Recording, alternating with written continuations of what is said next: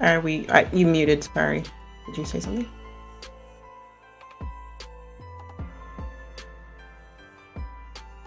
Oh, you're totally fine. Hi, everyone. Welcome to our latest episode of the Arcane Core, When Death Calls. I'm your storyteller and keeper, Shai Smith-Edwards. You can call me Sade or Ambrose. She, her pronouns, please. And without further ado, we're going to start with our cast. Vin, who are you? Who are you playing?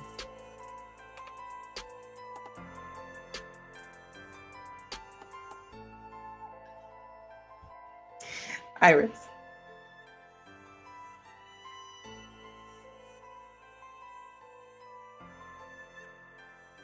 Jazz.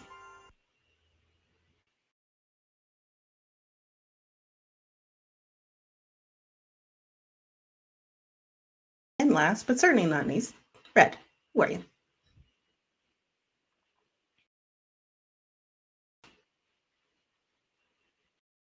Awesome. So, as a reminder to everyone watching, this is a series that focuses on elements of death, loss, and grieving.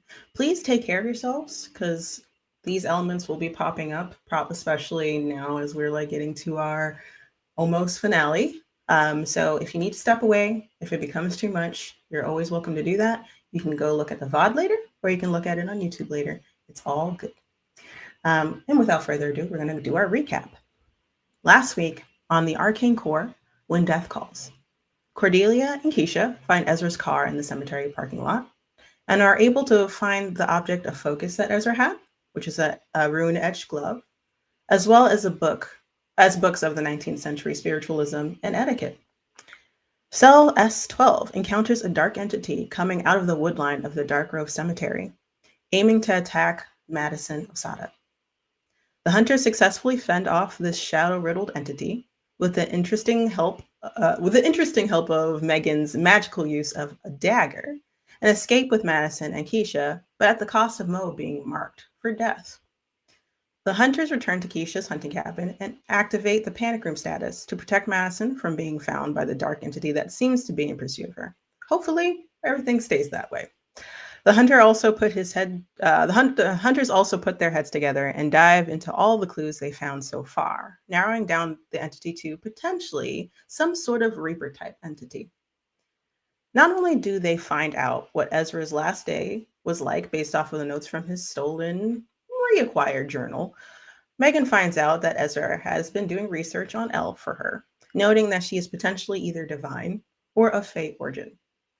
There are reports back to Mo, playing Ezra's emotional goodbye recording for her, in which he states that he had a magical tracker on that entity, as well as that the entity wasn't summoned, rather it had been lured to the graveyard, meaning that it was like it was reoccurring or already occurring.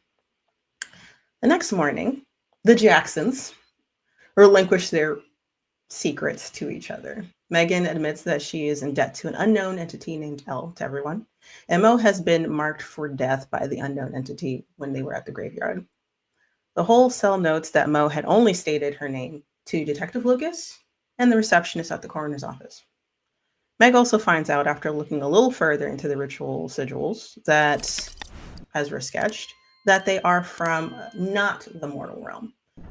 She knows that it's the same sigils as on her dagger. While Keisha and Madison stay within the safety of the hunter's cabin, Cell S12 reaches out to Detective Damien and asks to meet him at the cemetery and ask him questions to clarify what happened between him and Ezra, as well as what was asked in regards to Herman and Ezra's death specifically. And they are asking a lot of pointed questions because they don't trust nobody here. Millie uses magic to look into the past of the ritual site at the cemetery, seeing that an unknown figure dressed in sharp shoes made a skillfully placed Fae lure designed for Fae attracted to blood. Upon placing the lure, Millie finds out that Willow, the missing medical examiner, was lured and potentially captured by an unknown figure that was dressed in shadows. And that's where we left off. Actually, last thing.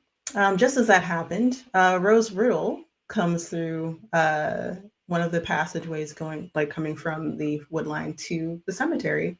And it seems like Cordelia and Millie notice a couple of interesting things about her as she comes through carrying two bouquets of flowers. And she just comes up to you and wants to know what's going on. She sees Damien, and that's where we are picking up from.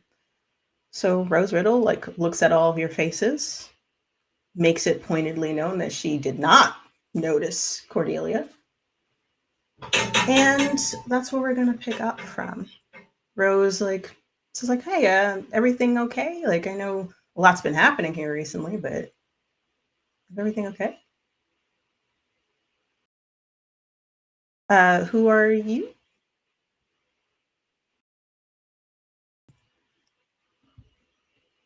What?"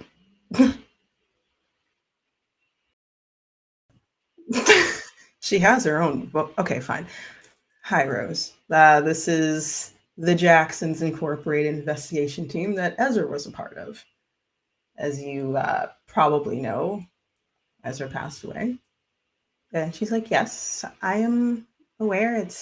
And she kind of looks very sadly at that. And she's like, "Yeah, that's a very sweet boy." um, but is there anything I could do to help? Like he was asking a lot of questions about Willow. Trying to help. If there's anything I could do, I'm here to like drop off flowers though, like to a gravesite. If I can help though while visiting, that would be very helpful indeed. But yeah.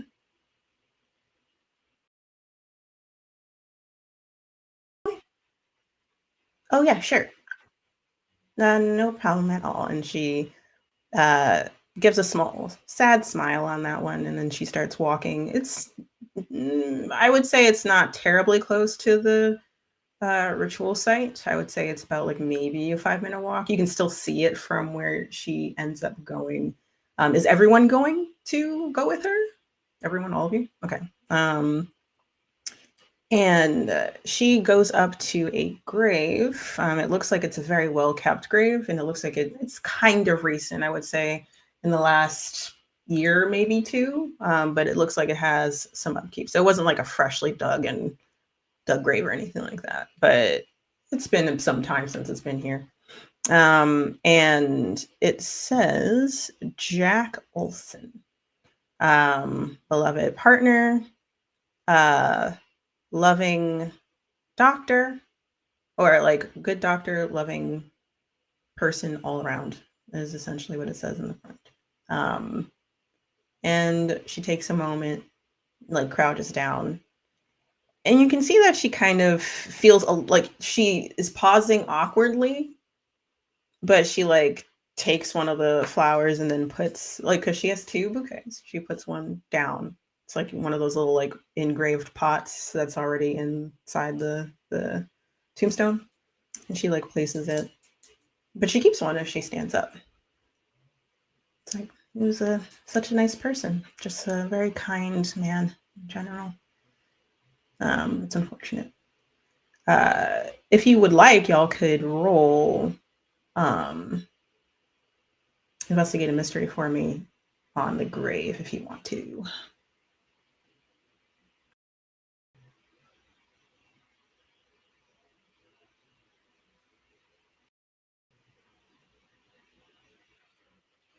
Okay, 7. Okay. Okay, so mark XP, get that XP, baby. All right, so I guess that's like one hold for 7. Who else got like? Oh, sorry, someone had 11. Who else had? What did you have, Iris? 10. All right, so you both hold 2, and Red, you hold 1. So you can ask 5 questions if you wanted to.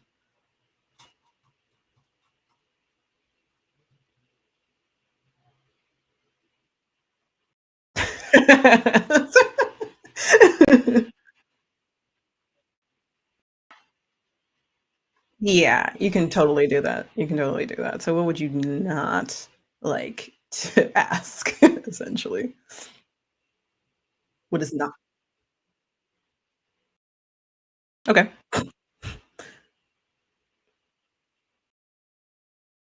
Okay.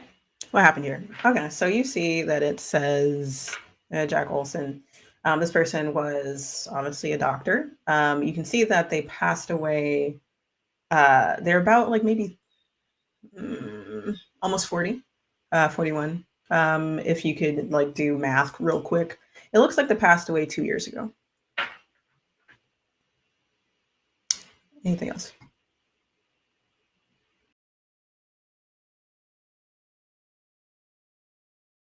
You look around, you do not see a ghost for this person.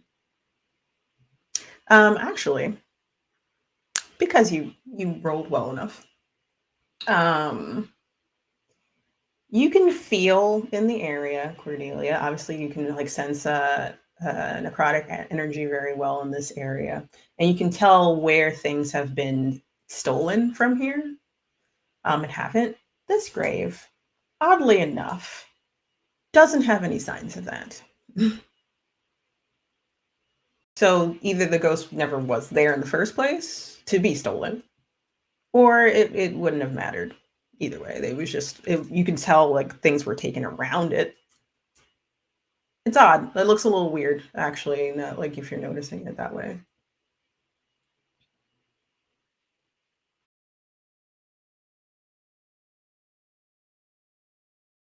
Yeah, you can totally do that.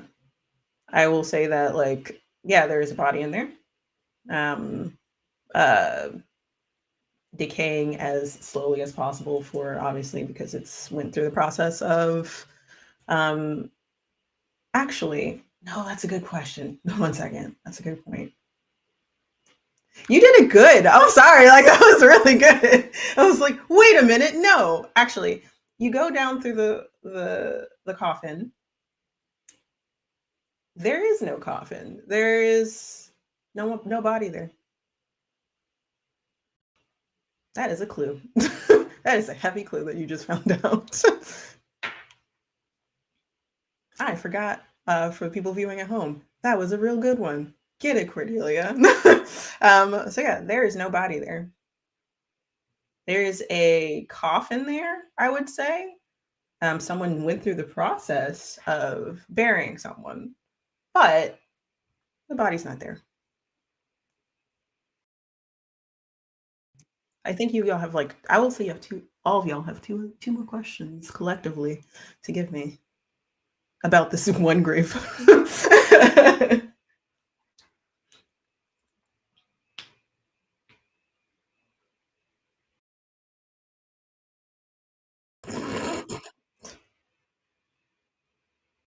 Okay, that's one. That's one possible. What else? What else? Look like you're going to say something, Millie. Okay, so I will give.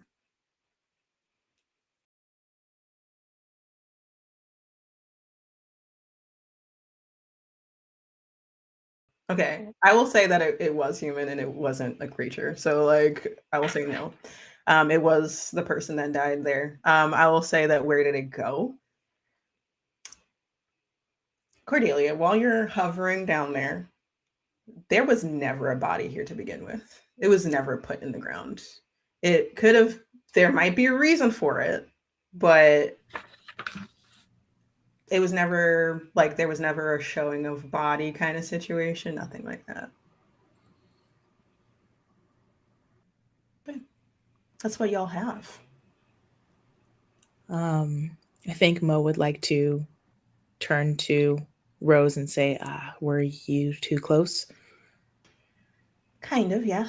Um, he was he was a friend of mine. Is the best way to put it. I'm a grief counselor. Um, and I met his husband because of his loss. But uh, they both were very kind, very sweet. We all kind of worked in the same areas. I work in grief. His husband works in the funeral home, and he used to work at the hospital, a little ways out of town. Um, it was a bit of a tragic accident, and kind of didn't foresee it happening at all.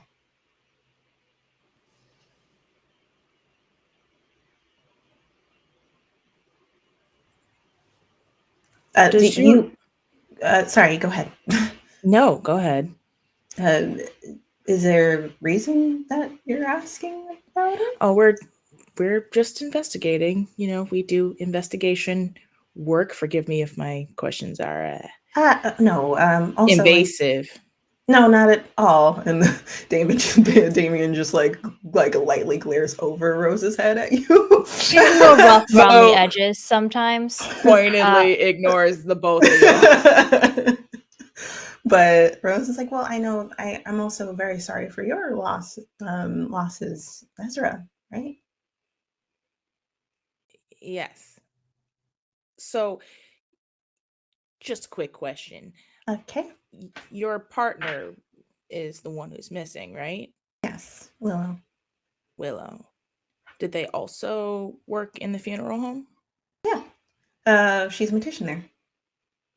Was like, I'm hoping that she won't work there anymore, but when she comes back, Why?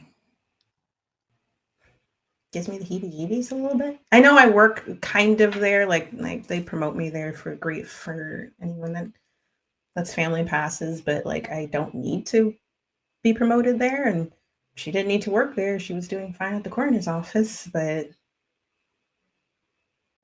Do you want Any her to keep the job at the coroner's office? yeah. I'd imagine that'd be just as morbid, though. I mean, she does a really good job. This is what her trade is, so that's what she went to school for. So it's fine. It's just uh, we didn't need two jobs. We were fine, and she just kind of like tries to repress a shudder. She's like, we didn't need to work there anymore. any particular reason she wanted to work there in the first place? She she likes morbid things. Well, they liked morbid things. It's what they do. I don't. Yeah, like that. That's just her. That was just their trade in general.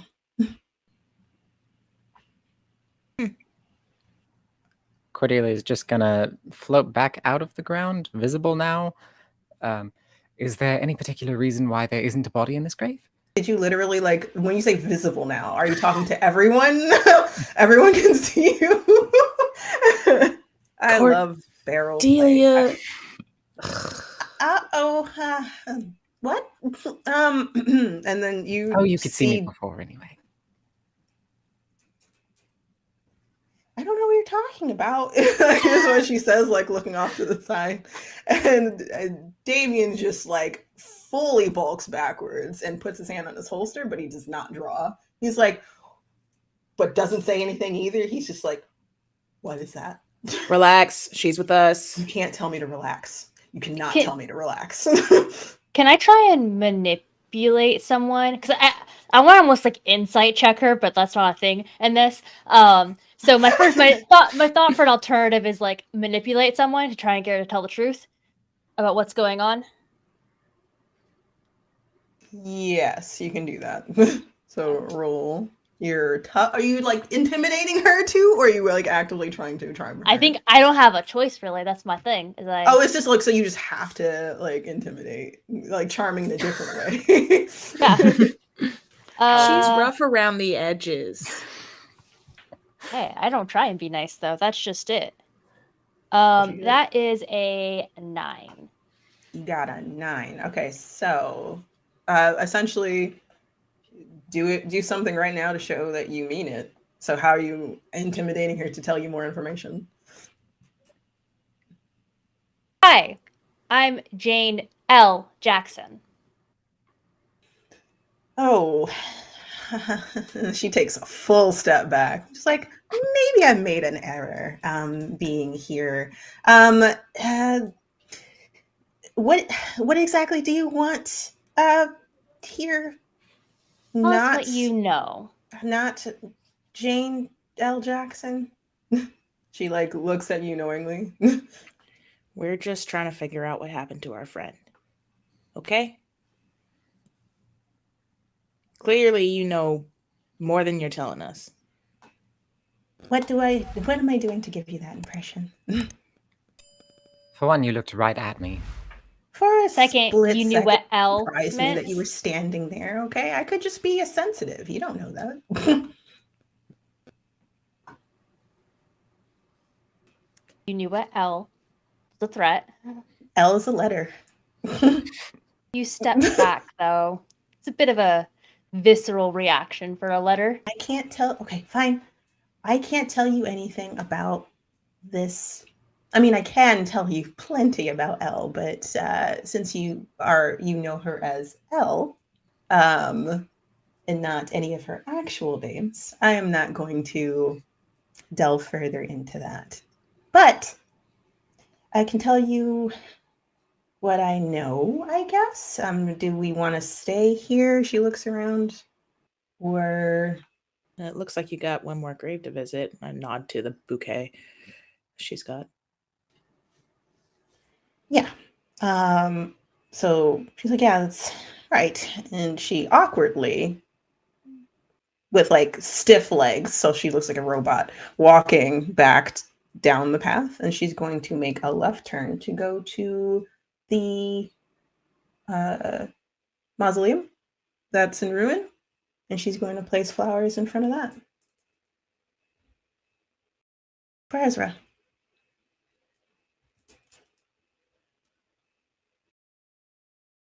Since y'all are calling me out all day, I just got here. It's so rude. I mean, it seems like we've both lost people because of this. Just trying to figure out as quick as we can before anyone else gets lost. All right, I will. Fine. What do you want to know? Damien looks very much out of his element. His hands slowly slides off his holster, and he just kind of like wipes his hands on his pants, and he's like, "Ghosts are real. Ghosts are real. Cool. Awesome." Stop! No. Y'all do your investigation stuff. I'll just be right. He like takes several steps away. Over here. Need me, I'm over here. Now ask whatever questions you would like to I'm not gonna like have you roll. Like, y'all literally singled her out. So you can ask whatever question you want to her. Each person gets one question.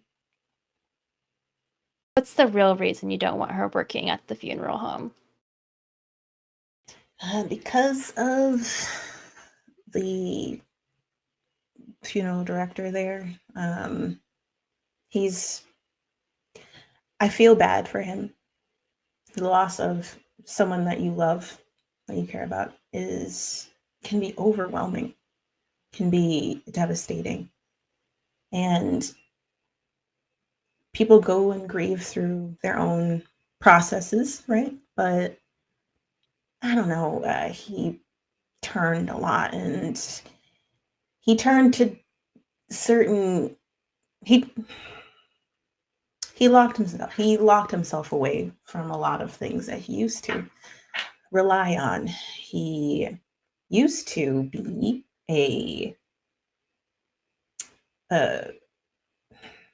this is gonna provide a little too much information, I guess, but he's a magic user. And he used to, Elle, it used to be his patron. And he renounced her recently. And he's been unkind for the last few months. So I didn't want her working there anymore. But I thought that he could just process it because grief is intense, and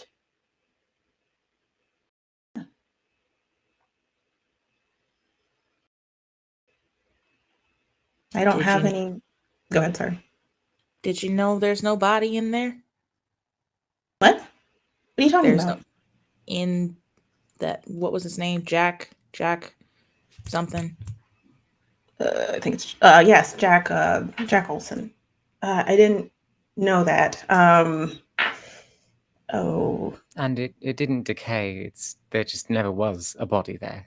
but I went to his funeral. Like it was open casket and everything. And he was in an accident, but Willow did a really great job. And You couldn't tell. Yeah, he was supposed to be buried there.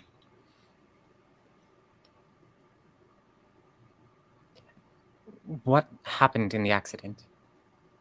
It was just a car accident. He was driving home. It was raining. Put off the road. It was a bad accident, that's all. Who was his husband? Print. Ben Giles Alston. That's the funeral director. And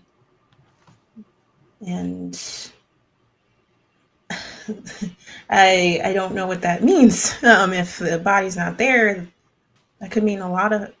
And you see like her face kind of like realization coming across her face. Like that could mean a lot of things if the body's not there. But I mean, if he renounced his patron, he can't do anything. I think y'all have one other question, or else do you all ask questions? Yeah. One more. Okay. Yeah, one more question.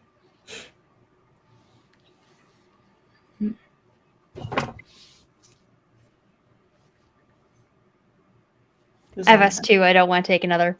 Okay, I mean, like whoever pops up with it. If you don't have, if it's okay if you don't have a question. Yeah, it's fine. Go ahead. Yeah, go ahead. Honest opinion. Okay. What do you think happened?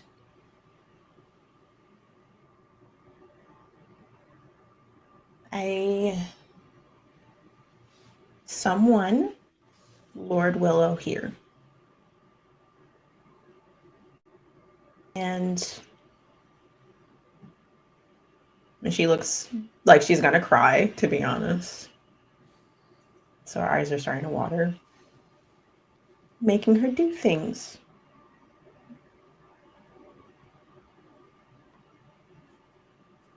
Things that she doesn't like, that they don't like doing.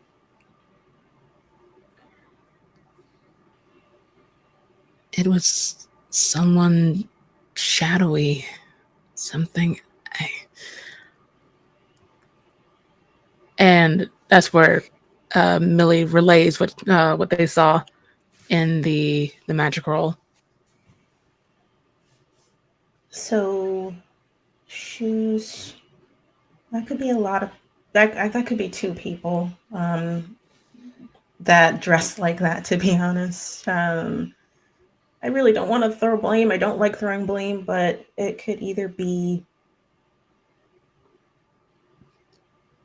I'm leaning towards Ben just because of how he's been acting. Could also be Aster, but I don't think it's Aster. Aster wouldn't do that. Not to Willow. We do know that Aster is hiding something. She makes a face at that, but doesn't say anything about it. He wouldn't do that to Willow.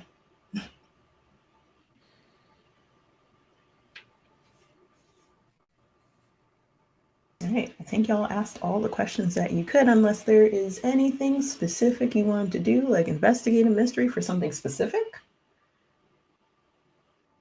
All right. So, Rose, I do want to talk to you somewhere safe, if possible. But I do understand that you have to investigate to find out what happened to your friend. But I do have something to give you. And she looks a little uncomfortable with that. Not in the open. And she looks around.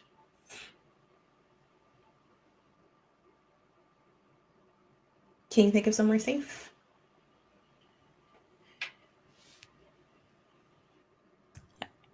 I kind of look at everybody with like a permission, like asking, like, should we do this? Do we trust her? I have 2 questions for you Sort of. Okay. Can you lie? It's very uncomfortable too. Can we trust you? Yes.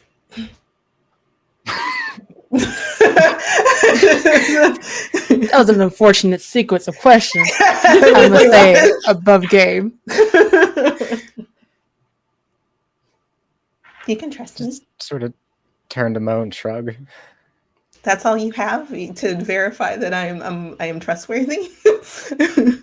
I mean, they've been putting up with me. Okay, That's Millie. certainly true. Millie, Yeah. I would like to have you investigate a mystery using your sight, please. You. Mhm. Oh boy, big money, no whammies. Lego. Oh. That is another 11. Let's go. Cool. Okay, so you have 2 questions. Oh boy. If you want to look into her lying or something specific about her, you can. I guess I'll go with what can it do and what is being concealed here. Okay. So with what can it do? For a split second, you see that blue ethereal glow off of her, very similar to like something you saw before in the graveyard that protected y'all. But you don't get the full look of it. You just get the aura of that entity from before. What's being concealed here? There is something else with her. There is another thing, entity, person with her. So they're just gonna look like right in the eye. So, are you alone? No, Then who's with you? I can't tell you that right now. Yes, you can if I you want our cannot. help. I feel very uncomfortable with stating things or showing certain things in the open like this. Do you know where Willow is? No. Every time I tried to find her, she would, well, they've always dipped out of range. They've always been more powerful than me. So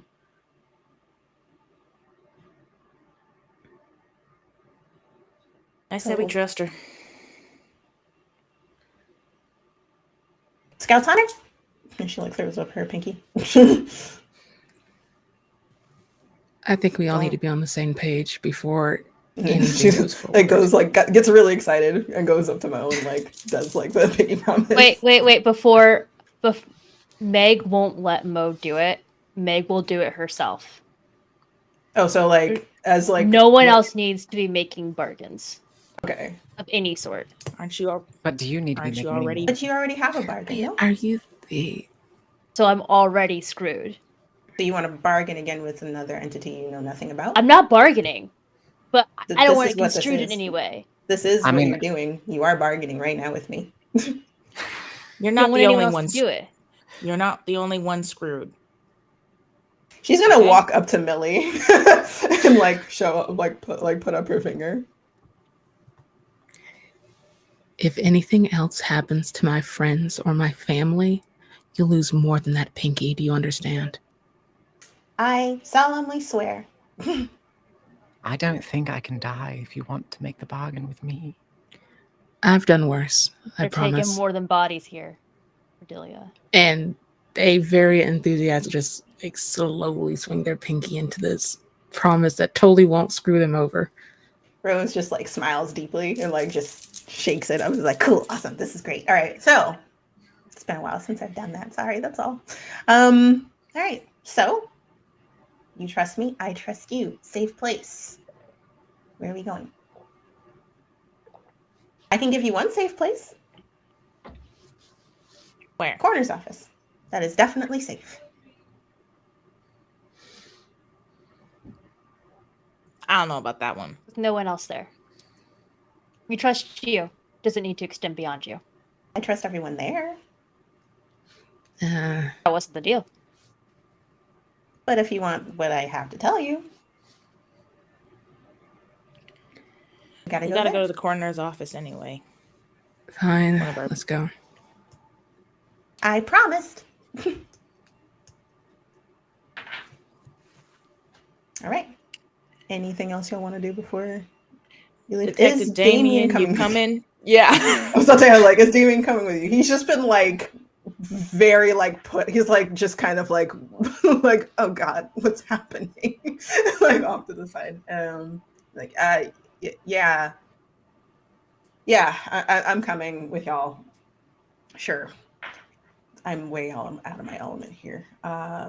So Rose is not a person. I mean, she's a person. She's just a little more. Kind of like how Cordelia is a person. Like slowly looks at I Cordelia. don't know how to take that. You're a person, but you're more than a person. And a little less. Cordelia is going to sink back into the ground and then pop right up. like no, okay. Yeah, Stop playing with the poor man. Let's go.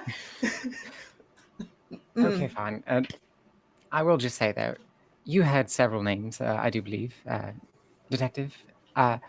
You will not repeat any of them, and in fact, if you can forget them, you will. What names?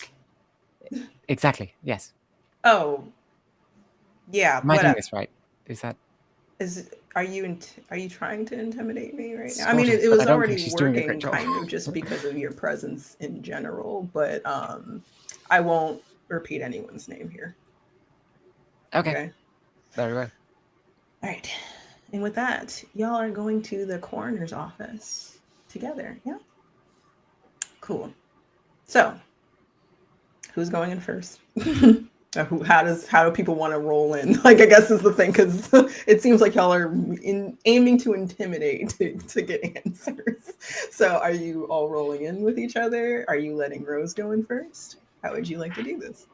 As y'all roll up in a safe amount of space, and like you're not like speeding like you normally do, Mo, because Normally, in the events of since you've been here because someone's in danger, you have been speeding. You are that's not an outlier and should not be counted. Okay, cool. That's fair. That is valid. So you are rolling up at a decent size, like a decent pace, to get to the coroner's office. You parking in the front. How are you going in? I feel like Rose probably leads the way, just like nature of her personality versus our personalities. Okay. Seems more excited about this. So yeah, bubbly Rose goes in first. And y'all are behind her, and I think I would say Detective Damien's behind y'all. Kind of making sure. You're gonna go in. You're invisible? Okay, so roll for that to make sure you stay that way. That's a 9. Did you want to? Okay, glitch. We want to get it. We're gonna glitch it. All right, cool. Yay! Yes. I've been waiting for this. All right.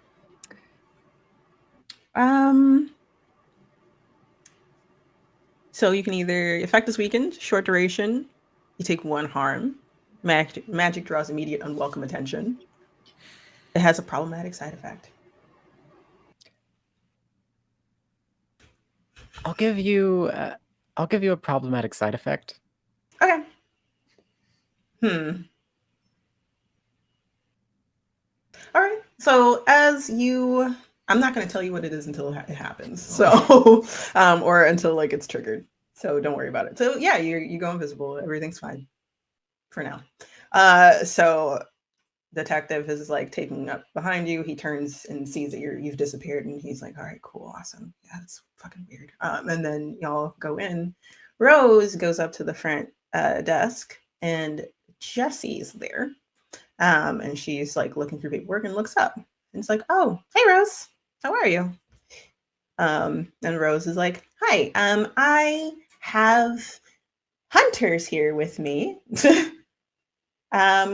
They are not here to hurt anyone. I promise." And then she like lifts up her pinky to Jessie. Jessie goes through several emotions as she states this. So Jessie first says like at Hunter, she's just like, oh fuck. And then looks like she's getting ready to dip out. And then she's like, everything's fine. I promise. And then she stops getting ready to dip out and then like recorrects herself behind the desk and like crosses her fingers, like, you know, kind of braids them, interweaves them. It's like, okay. What can I do for you, hunters?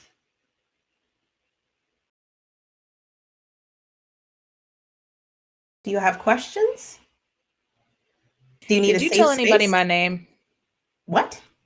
Did you tell anybody my name? No. No. If I was going to take your name, I would use it for something else. Like, I don't know, fucking with you, like, like having fun. I don't know if I believe that, but okay. You don't even know what I am. Exactly. can you lie? It's hard to. Okay. Why are you like? I'm sorry, Sade's here. Like, why are you asking this question? It's just like it's a good question. It's just like, can you lie? I mean, Yeah, words are like, powerful. It's yeah, that's true. a fair question. That's a fair question. Yeah. It is a fair question. But yeah, go ahead. No, yeah, we need a safe space, I guess. Safe space. Okay. Follow me, and she's gonna like go up to. She's gonna go past y'all to the front door first, and she's gonna lock it. And then she is going to go down the hallway. And she's going to go into the morgue where you see Aster there. He is like going through paperwork and stuff, flipping through. And like all the beds are pushed into that like morgue wall that you normally see. So like no one's there. And he looks kind of like he has a lot more paperwork than he should have, is the best way to put it. So like if you looked at the folder from before where he was like marking things for Ezra, it looks like he now has to go through paperwork for some reason, and he's like signing a lot of things, and he looks a little frustrated. But as y'all walk into the morgue, he looks up at you and sees you all there. He's like, oh, hey, did someone stop by and kind of put a pause to the autopsy? I'm assuming from wherever y'all come from for investigation purposes. So I got like a whole bunch of paperwork to sign for it now, but hey, here we are. Why is everyone rolling in like an army? What's good? What's happening? Haven't you heard? We're hunters. Fuck. Okay. Welcome. Did we do something wrong? Did you? I mean, no, not under certain regulations. Like, we haven't hurt anyone. Did something happen? I know Willow's missing, but We're just here to get some answers. I think we all know there's reason to believe that something here is causing the deaths. yes, it might be Willow, but I don't think Willow would do something like this. We don't think they're doing it of their own volition. Fuck. Okay. What did you want to know? How can we help? We do need to get Willow back. We just thought that it was something else. Like, it was Okay, but first you'll have to unlock your device. the shit out of me. Fuck. Sorry. Okay, Google. Is that what happened? Yep, that's what happened. Cool. Awesome. I'm gonna yeet my phone in a second. Don't mind me. One more time. Scare the shit out of me.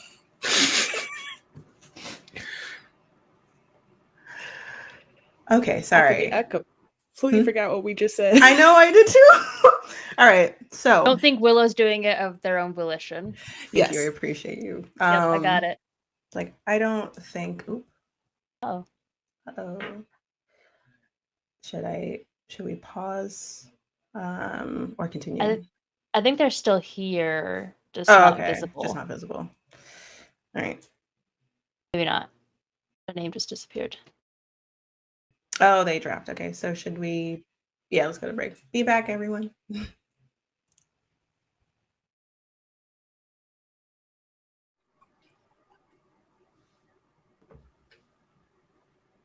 All right. Everyone, sorry, technical difficulties there. It's all good. All right, so picking up from where we left off, Hunter's strolling into the coroner's office. A very frazzled Aster is there, like realizing, oh fuck, and does not believe Willow would do this of her own accord. What would y'all like to do from here? Do you want to ask him and or Jesse and Rose anything? Because Rose does have something to give you, but she would like to do that once you all ask your questions, I would say. Is there any way to reverse Willow's ability? Which one? Which one are you talking about? Why don't Looks we at Mo. start with what are they and y'all? Oh, okay. Well, Willow's you've heard of the Headless Horseman before, right? Sure. Okay. That's a stupid little story the stupid little man wrote. Acting as if it was like an actual person by spiritual means, like got their head cut off and became a vengeful spirit. The story is actually based off of a fae called Adulahan, and they are known as tormenting fae, death fae, essentially. And Willow is one, but doesn't like to normally do tormenting or death things. They are up to the beck and call of the head of their court normally. Only when the leader of their court tells them to do something, usually when someone breaks a promise or breaks a contract, might send them for tormenting, depending on the nature of what was asked. But Willow liked to be a coroner. Very much likes dissecting the human body, is the best way to put it, and does a really good job at it. But that's about it. Wouldn't hurt anyone otherwise.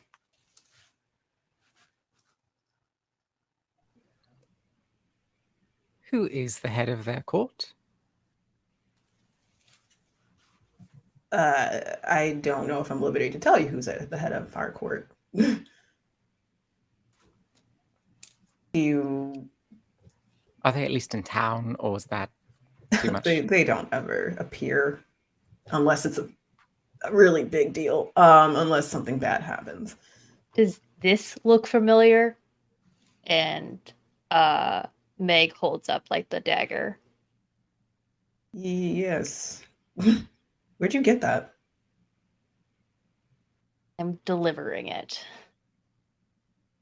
Oh, for the love of God, did you make a deal with her? Who is her? She didn't give you her name, then I cannot give you hers. Is she the head of the court? Yes, she is. Okay.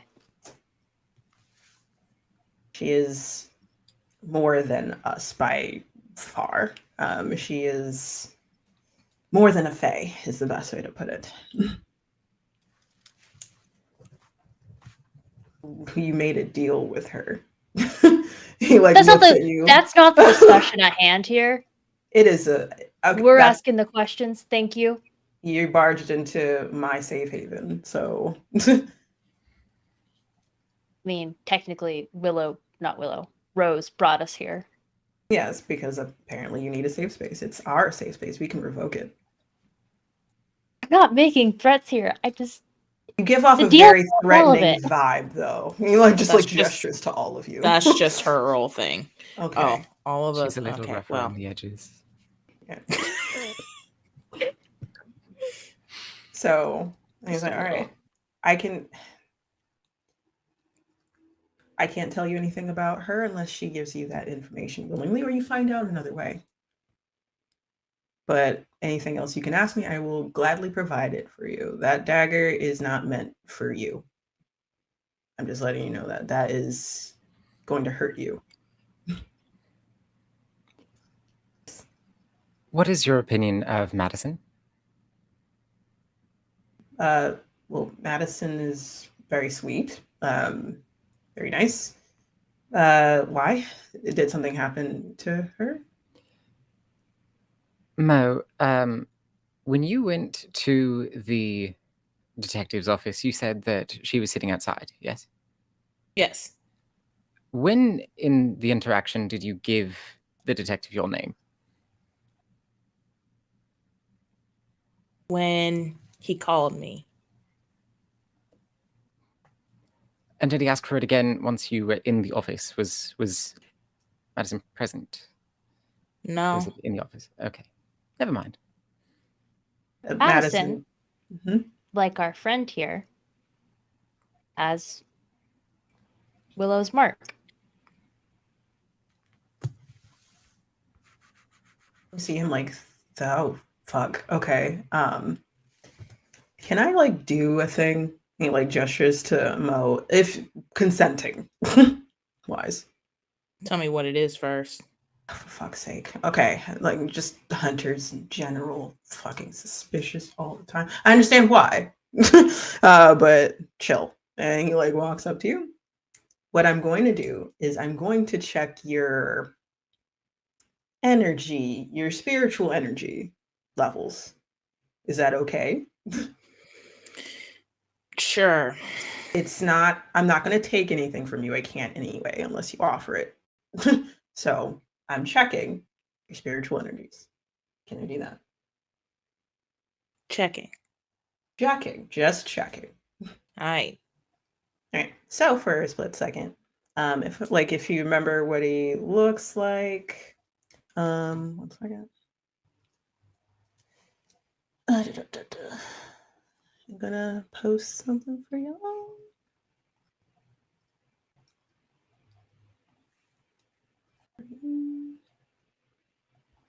So he looks like he has brown eyes, if I remember correctly. Like blonde, slicked back hair. Normally has like his mask pulled up, but it's pulled down when y'all enter, and looks like a normal person. Like it's fine. For a split second, like his eyes like get like a very piercing blue, and then you see like a blue energy like appear in front of his hands, and then he's gonna like do like a sweep over you with it.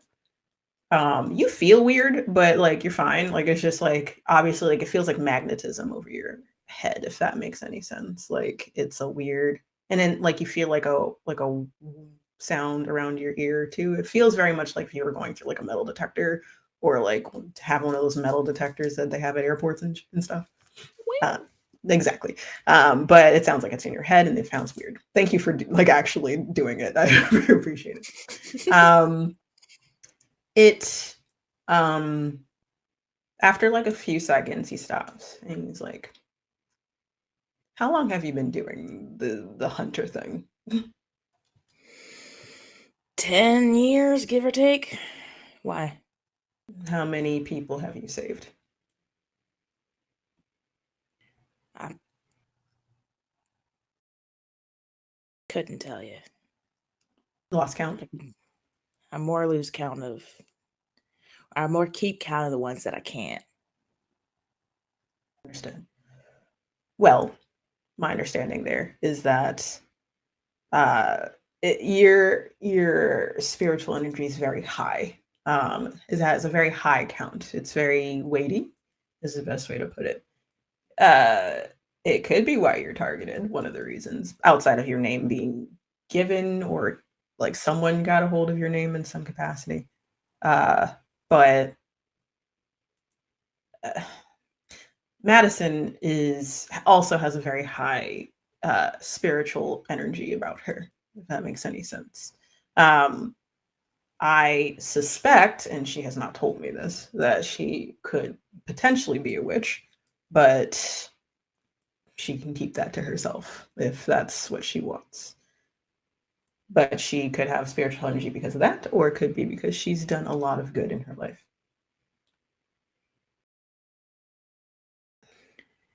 Is there any way to take that energy? Yeah, by killing you and taking your spirit. What would you do with it? I wouldn't do anything with it, but What could be done with it? human souls can be used for a lot. So you need to be a little specific on that one. Can it be used to resurrect someone? Like he looks back. Theoretically, but you need to know who you're trading for, I guess, or who you're.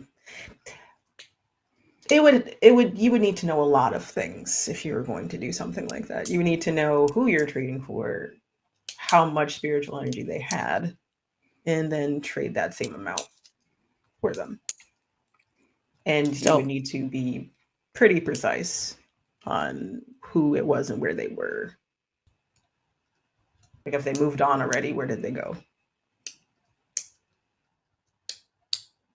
Do you have their soul already?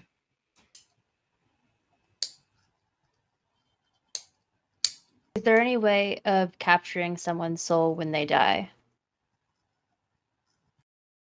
If you know that they're going to die.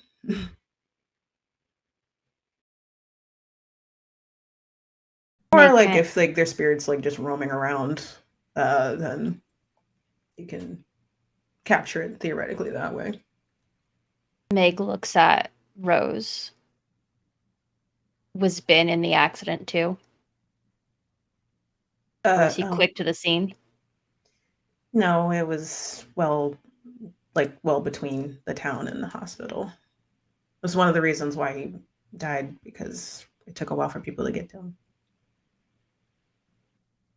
Ben wasn't aware until he was in the hospital, and it was too late.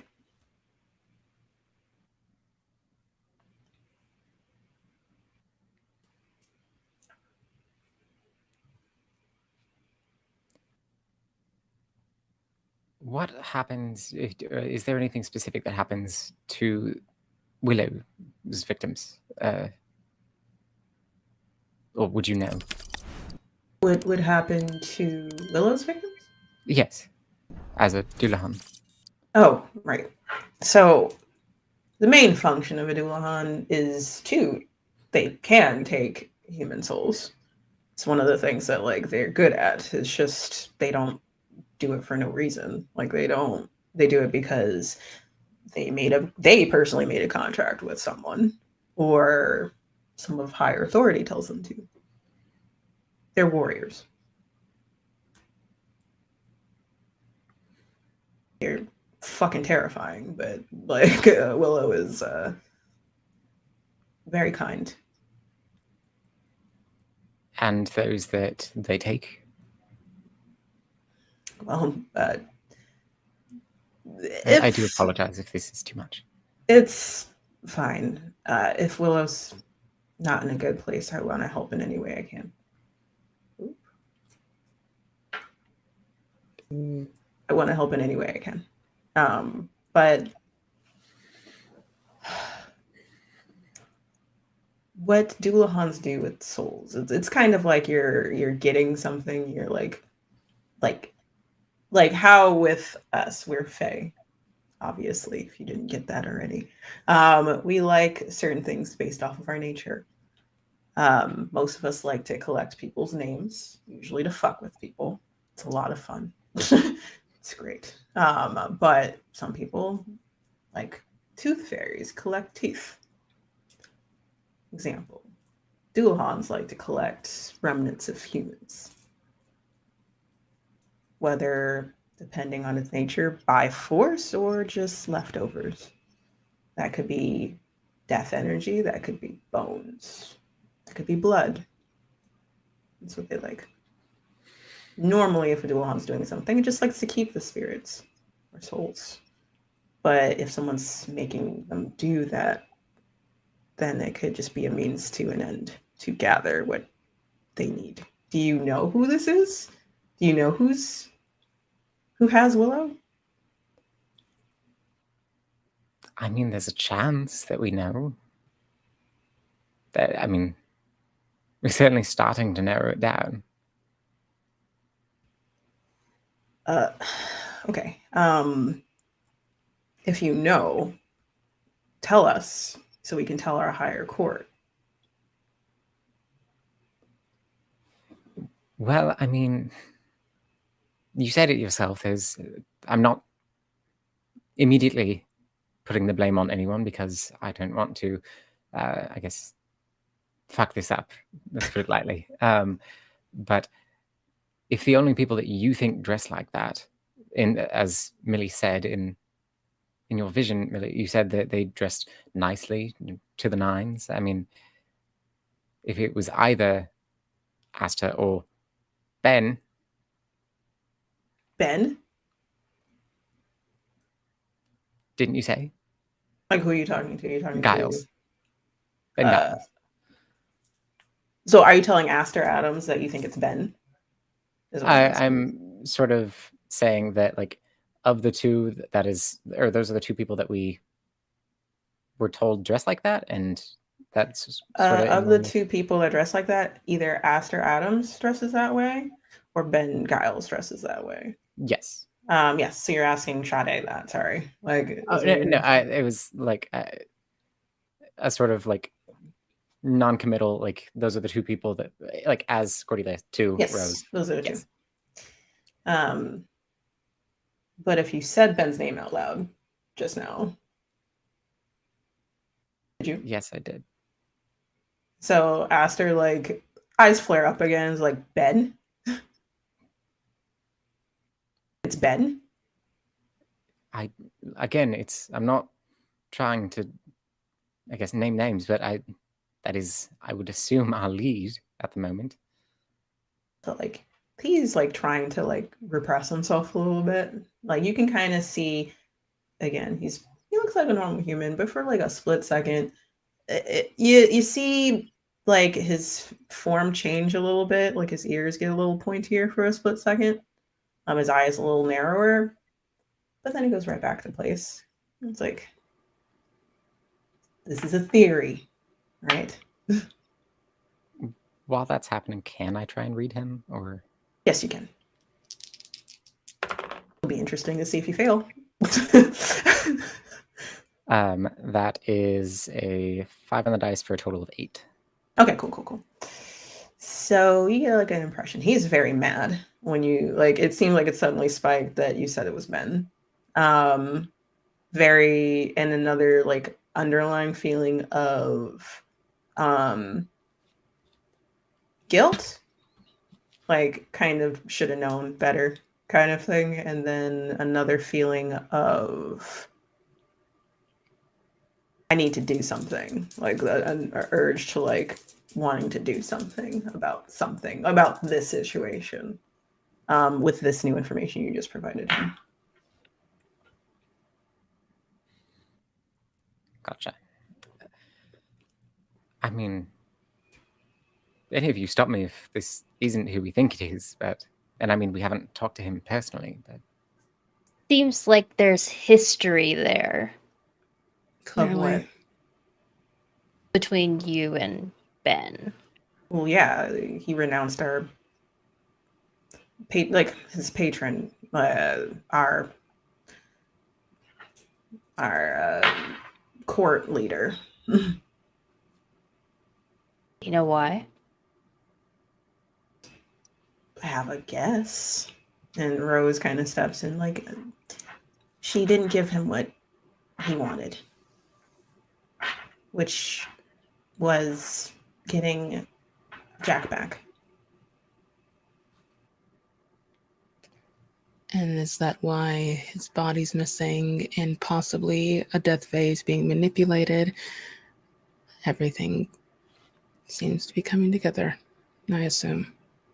So it is Ben, is what I'm hearing. Potentially. Would Ben need any other phase help to get Jack back, or is this something he could do on his own? Theoretically, Ben is trying to like keep it like under wraps. Theoretically, he does not need any other Fae. If he just needed energy, he needs to do it at the right time and have the right magic, I guess. But he renounced his patron, so if he's with another patron, it's a different story. But he would need enough magic to do that. And then have Jack's soul and have enough energy to trade for it. Yes. Like another soul. More than just one. It depends on how much Jack's was worth. It's not just one for one with the other side. It's more than that. Yes. And you said Jack was a doctor. I mean, obviously, we saw the grave. Yeah, Jack's a doctor. Really good one. Therefore, saving lives was his profession, so we can only assume it's going to be quite the toll. Yep. He would need enough. And if he's killed all these people, and he's like thinking about it now that all this information has been brought to him, he's thinking about every person that's passed away in the last 3 weeks. I'm not sure if that would be enough, but if that's what he's looking for, yes. I mean, the graveyard's practically empty, so you can't have a small amount. So I'm feeling a little saucy. Go for the This sauciness. is coming out of nowhere. I would like to use tune in, like with all this new information. Oh, tune in. Okay. Yes. On who? Or do you want to tune in on everyone? Oh no, it says you can tune your mind to a monster and mini. I want to see if well, I should ask first. Can Millie tune into Willow? Hold on. I'm gonna look at the map.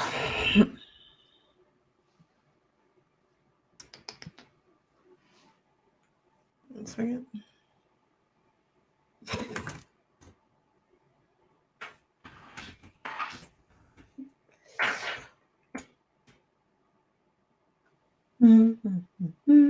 Yes, you can. Cool. Oh boy.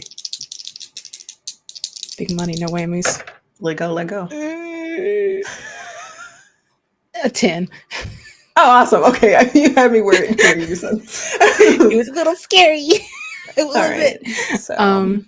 So you got a 10. So you hold 3. Mm-hmm. All right. And also technically you can count this as you magical tracking it the way that Ezra had stated it. So it's helping with tuning that for you as well. Okay. Who does it regard as the biggest threat? You. Okay, you as in Millie or like Millie. You. Okay. Who is it going to attack next? Okay, hold on. All right, I'm going to be honest with you. It is divided on who to attack next. Okay. It would like to attack Rose. And if not Rose, then Mo. And if not Mo, then Madison. Yeah. That's its level of priority is how you feel. And then what is it planning to do right now?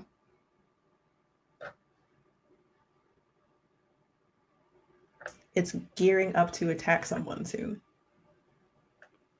But it's looking for the right time. Dandy. Great. And as quickly as Millie goes into this haze, they're right out of it, and they look directly at Mo. It's already planning to move. Willow. You, Rose, Madison. It's coming. Oh, already. Why the urgency? Rose says, like, I don't understand any of this. I guess, like, it depends on the right time, right? If this isn't a magic thing. Anyone who's magically inclined can roll sharp for me if they want to. I'm sorry, Mo. Do I count as magically inclined? Yes, you do technically Okay. count. I will give you a -1 on that one just because. Okay. I wasn't sure since I do no Fae stuff apparently right now. 6. 13. 9. Okay, so Millie and Meg, you know that like certain times of night are really good at doing rituals and spells. You're not sure what time. Well, Meg, you're not sure when is the best time. You just know that it's some shit having to do with phases of the moon and shit. You've read about it a little bit, stars and galaxies, but you kind of like lost trail of thought on that one because you don't do rituals. That's not your shit right now. Millie, you know that it is a new moon tonight, and you, like, a lot of people think full moon, but it is heavily dependent on what you're trying to do. New moon is like usually reinvigorating, starting anew, starting afresh. This would be a perfect time to revive someone from the dead. This is also a very powerful moon, probably. You don't remember which one it is, though, but it could be because this is the right time, essentially. And that's probably why there's a certain urgency for Willow to get the most powerful high energy amount at the moment. They're not complete yet. And of course, that gets relayed. So that's what we have for the new moon. I might be able to get us something else. And so out of her bag, Megan pulls this stone that none of y'all have seen before. And Megan's got all sorts of goodies. And she summons the imp that is bound to it and asks it to it to look and see what Ben's up to and like spy on Ben and bring back information. How does this look? How does this imp look? Or did you want me to take over that one? You could take over that. Okay, cool. Thank you. All right, so you take out the stone. Everyone's looking at you like, what the fuck? Damien is just like beside himself. He's lost, like entirely lost. Poor man. Take out the stone, you kind of like whisper to it, and then you all see like this gaseous form come out of it. It's not quite ghost like. It might look like a ghost to someone that might not know what a ghost looks like, i.e. Cordelia's right there. Granted, I don't know if Cordelia is still invisible, but oh, I forgot to tell you what your after effect was because you were talking and stuff like that to people. You were talking and it just sounded like your voice was reverberating around the room and you were freaking out Damien the entire time, but a lot of stuff was going on. Go back to it. So this smoky entity is like roiling up, and you ask it to find out what Ben's doing, and then it like starts to like evaporate into air. But you have a feeling, and anyone that might have some magical inclination, that it's still there and it's traveling between the creases and the spaces between every crevice that it can as it scurries off, probably going to the funeral home. Yeah, you did that. It's freaky as fuck. But when exactly were you going to tell us you had that? Never came up. And it I'm wasn't so proud of you. relevant. Don't encourage Really? this. Really? This one wasn't associated with a deal. I just found this. So it didn't seem important. All the better. It's like you found that dagger, right? That was a deal. I bet it's the deal, but I'm assuming that you need to give that to her at some point. I intend to have her try and have a conversation with her as we're leaving or when we leave. It sounds like she's calling you right now. He looks into the, like, gestures his jaw towards the bathroom. Oh, well, I guess I'm doing this now then. Like, you, as he says that, you feel that same, like, pull, but it's more insistent. And actually, you feel yourself, like, get tugged back a little bit. Kind of indicative that she's kind of pissed. So she hands the stone to whoever's closest to her. We'll say Millie. Or, yeah. And, like, here. And Meg walks out. All right. We're going to divide up a little bit. So I'm going to go do Meg first. And then we're going to go to y'all. And there's going to be a scene there. And then we'll see how long that takes. And then it might be break time. We'll see. All right. So, Meg, you feel that tug going towards the bathroom, the only place that has a reflective surface. Mirror. You walk in. Same thing. Different mirror this time. It seems like she doesn't, like, she likes to hop between mirrors if there's multiple mirror options. Meg has the dagger out. Like. Yes.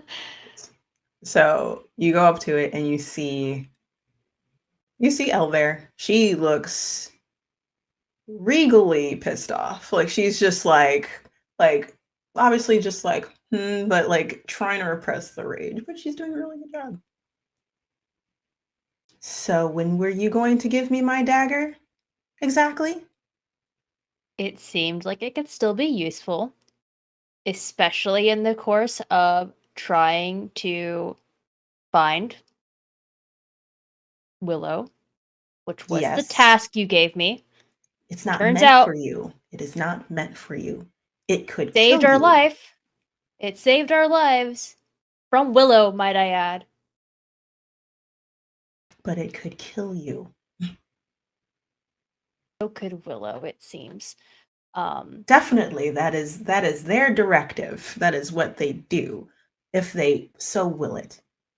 So I will give this to you. And like, I'm done messing with things with this. But I will also say that it does seem like it has potential to help us right now.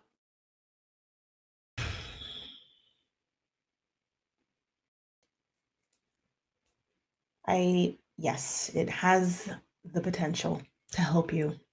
It is a dagger that is designed to turn into whatever its wielder needs at the moment to fight whatever it's fighting.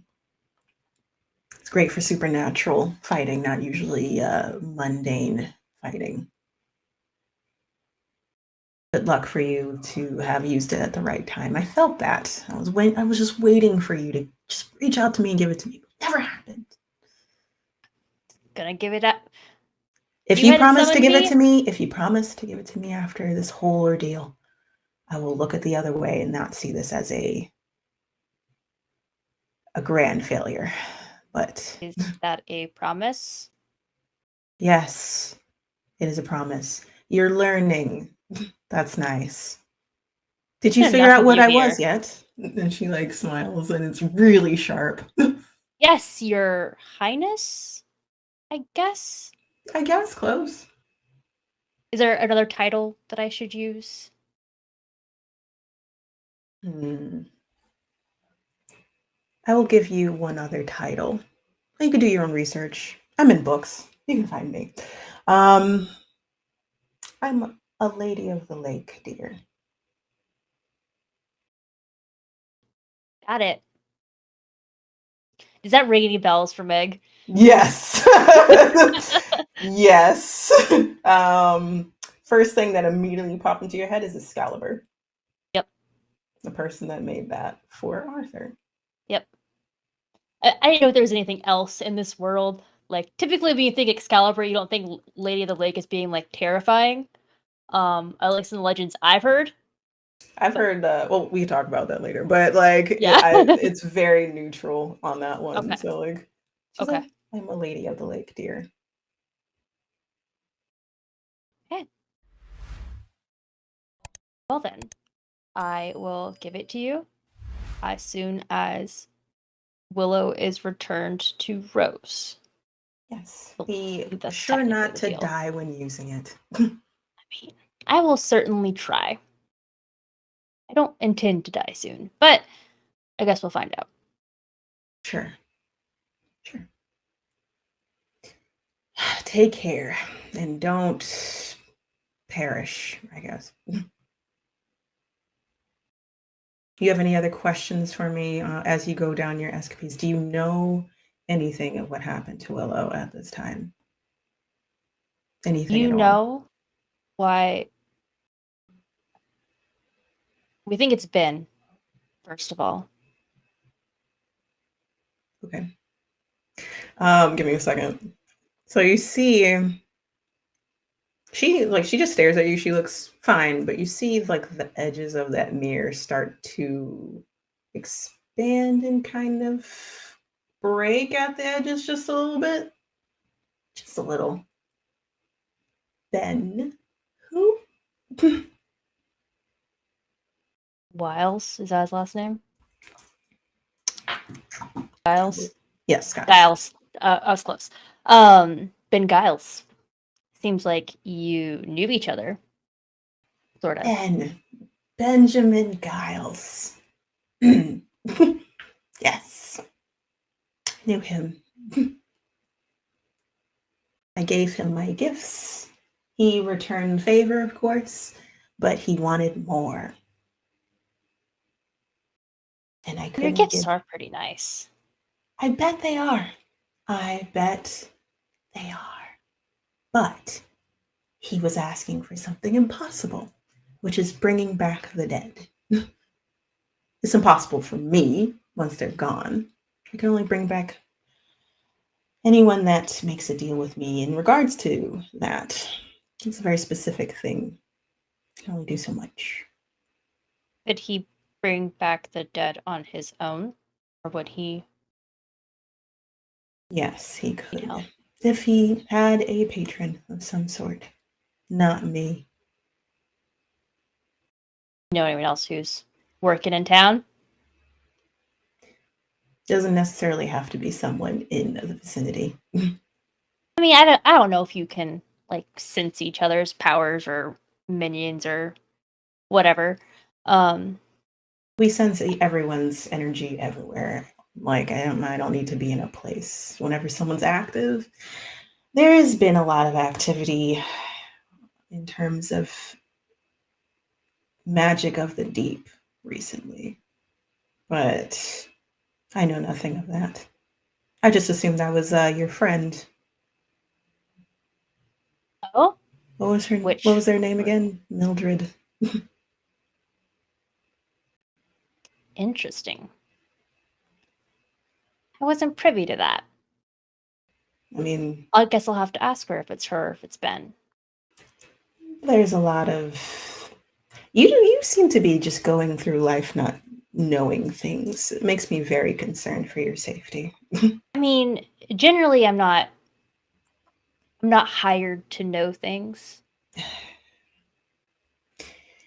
Yes, your friend has abilities of the deep. That means a lot of things. There's a lot of entities of the deep.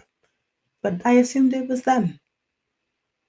It could be other things at work.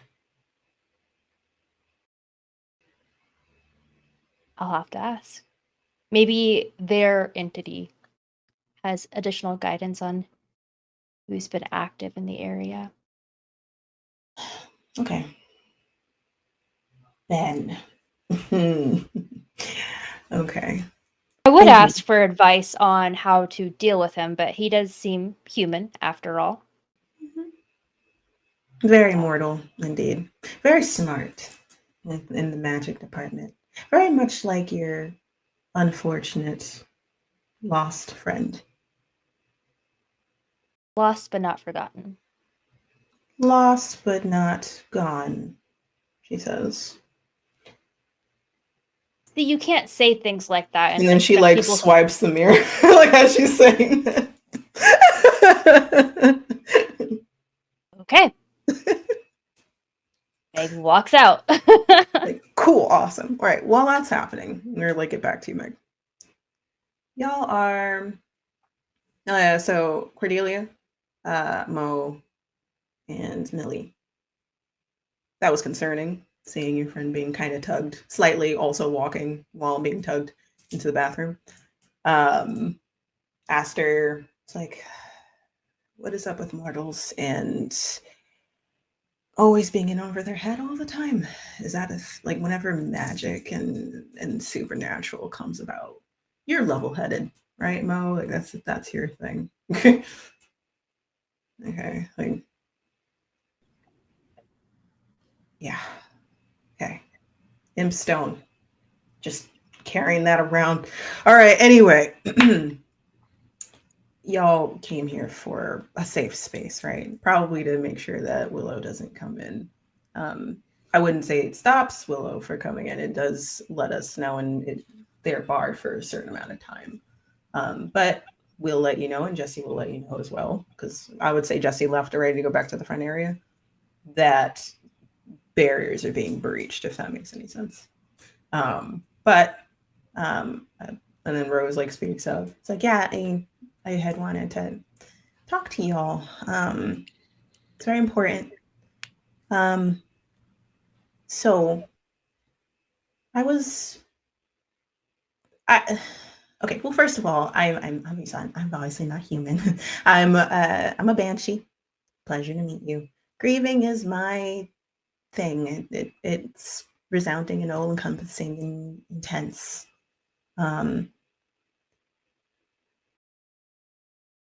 Sorry, I just read that. Yes.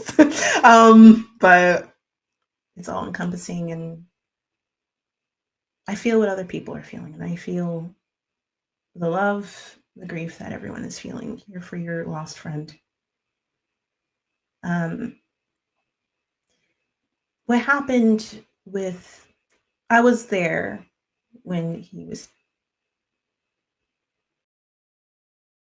not taken, when he was severed, essentially. I tried to get there in time, but I could not.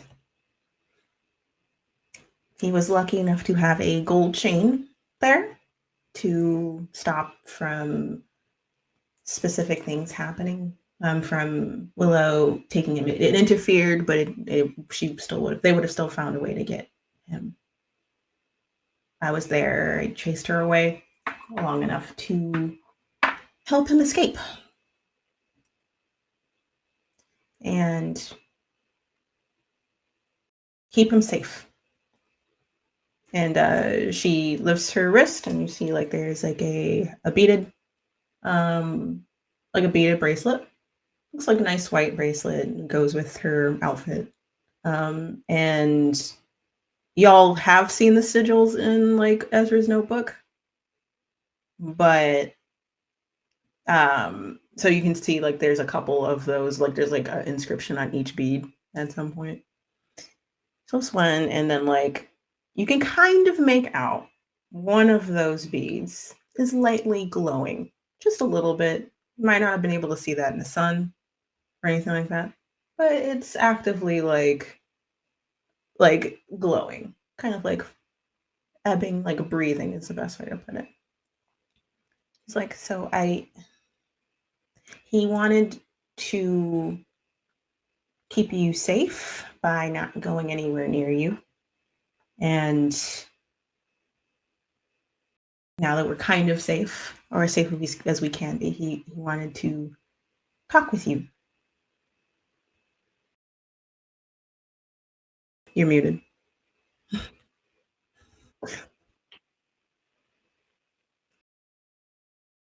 Yeah.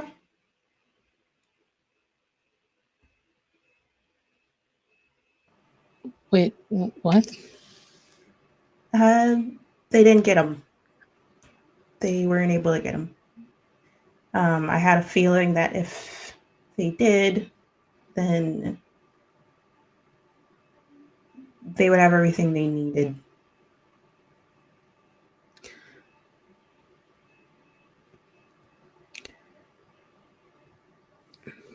So, hypothetically, I'm sorry, if possible, what happens if that bead shatters? Would that make him a ghost like Cordelia, or Yes, would his spirit? it would make him a ghost like Cordelia. Then why? Above game. Then why don't we break the bead? Why do I break it? The thing is that as soon as he's released, it would become a beacon for Willow. That's why I wanted to get somewhere safe. Like Mo is a beacon for Willow as well.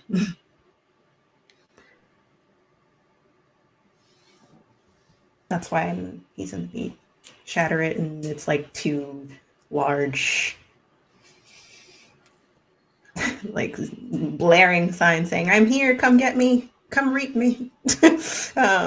So, did you? We don't have a lot of time. So, did you want to see? And he might be able to tell you what you might need. It sounds like you all know what to do next. I can keep him safe for you until then, or you can. He misses y'all. I mean, as much as I want to, I do think it's best that we deal with everything first, and then, yeah.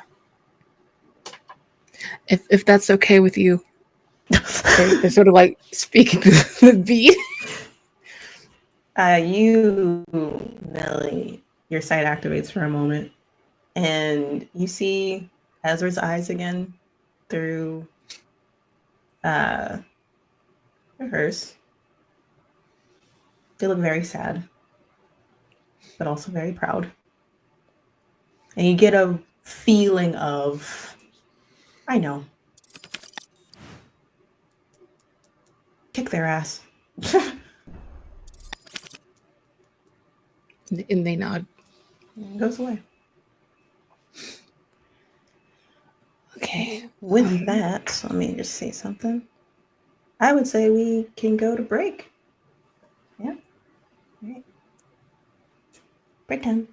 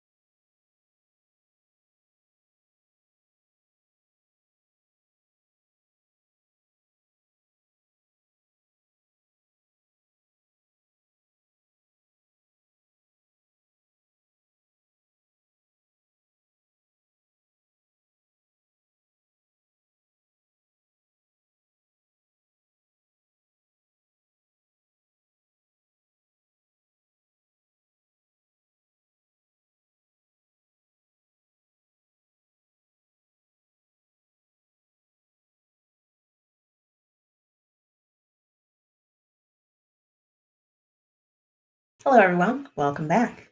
Ended on quite a slightly emotional cliffhanger there, which apparently is what I'm known for, and I am not sorry about it. So, Meg, you come back in.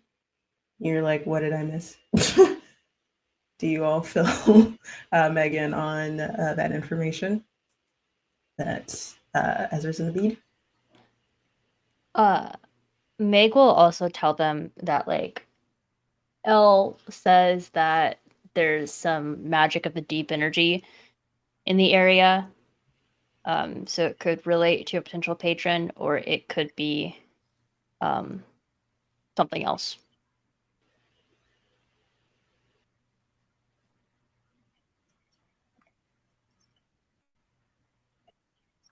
Unless there's anything else you want to say, or anyone wants to react to that. Mo, your phone rings.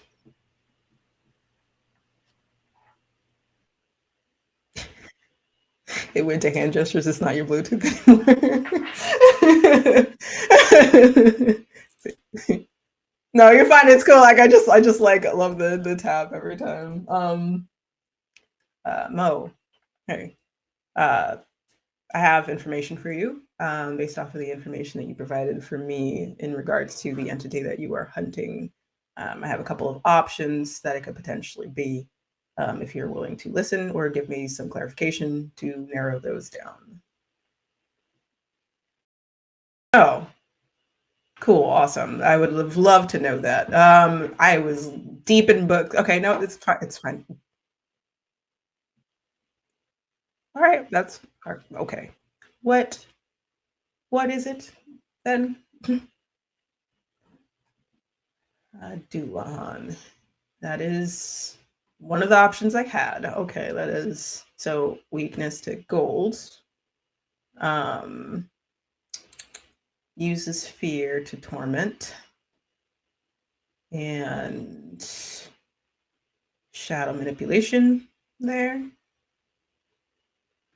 They can remove their heads. So that's extremely jarring, just letting you know that. Mhm. Capture one. No, not really. I mean, you can do the way to capture would have been a fade trap, which takes a little bit of time, but it's already in one, technically. You would have to break the holds somehow that it has on that fey. So that would be finding the person that laid it, and either taking control back from it and breaking it yourself, or telling them to break it. Either way, there's usually like a contraption, like an object of focus it's tied to make sure that happens. If that makes any sense.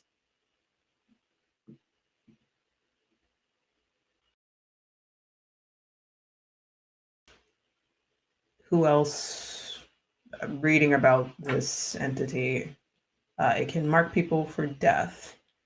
I only know. Is anyone else marked for death?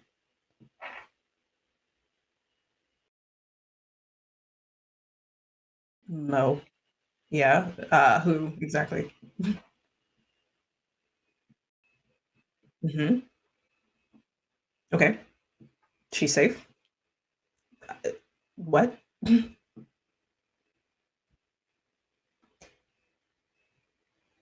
You hear like silence on the other end of the phone for like a too long amount of time, like just a little too. Yeah, like. Uh, are you okay?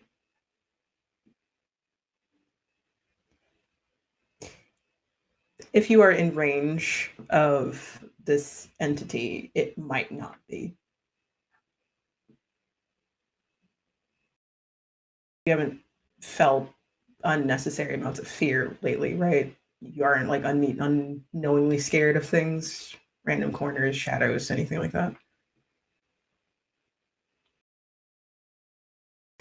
Roll keep you cool for me. We'll see. Did I use the right term? I feel like I used a Monster Heart term just now. Hold on. Act under pressure. We all knew what you meant. I know. That's why I was like, yay, I'm glad. But also I'm like, wait, I've done this before. That is incorrect. So cool.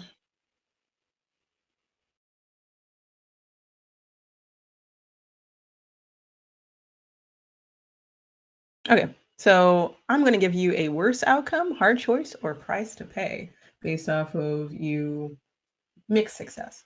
So it's fine. Nothing like it's nothing that you have to make a hard choice of. I'm just gonna like let you know what happens. So once he says that, like, are you sure it's not? It might be worse. The coroner's office is like it looks fine, but it just seems like the corners of them like are a little too dark, and it just feels like those shadows are moving for you, like roiling, bubbling, just right outside of your periphery. But when you look, it just looks like a normal corner. Keep in mind, if anyone were to look at the same corner, there's nothing there. It's fine. Like there's no magic energy in here. You're fine. You're seeing that. It feels weird. On second thought, maybe you got a point there. Why? You okay? Yeah, no, I'm fine. I just, you know me, cool as cucumber. Okay.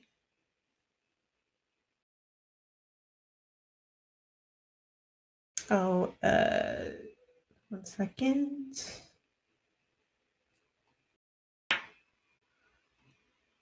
Do we want to go to break if no one can be heard? Oh no, can you not hear me again? Okay, never mind. We're all fine. Sorry, everyone. Technical issues. All right. So, back to Theo.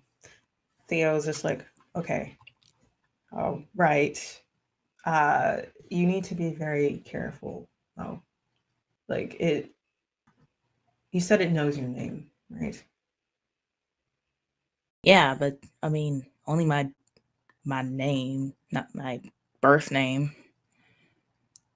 It's Faye. It doesn't need your whole name. It just needs your name that you use on a regular basis. The thing you identify with the most. Oh. Well, yeah, in that case, yeah. It knows my name. Did it call your name? Yeah. Did it? Fuck. Did you have an out of body experience? I guess you can call it that. Silence again. It's just like, should you sit this one out? Absolutely not. I know you're more responsible than Megan and Millie and Cordelia, and I would. Thank you for recognizing that. Yes. Very much more, but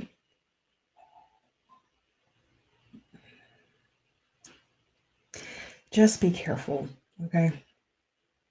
I'm always careful. Okay. Gold works, iron works. Mm-hmm. There is a herb that could also work with disrupting abilities.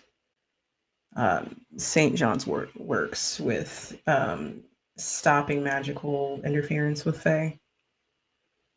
It's a yellow flower. Okay. Let me know if you need anything else or if I need to send another cell over there. I think we can handle it. No. We know what we're doing. Okay. Fine. Be safe. For the love of God, please. Always. Okay. And he hangs up. Worry wart.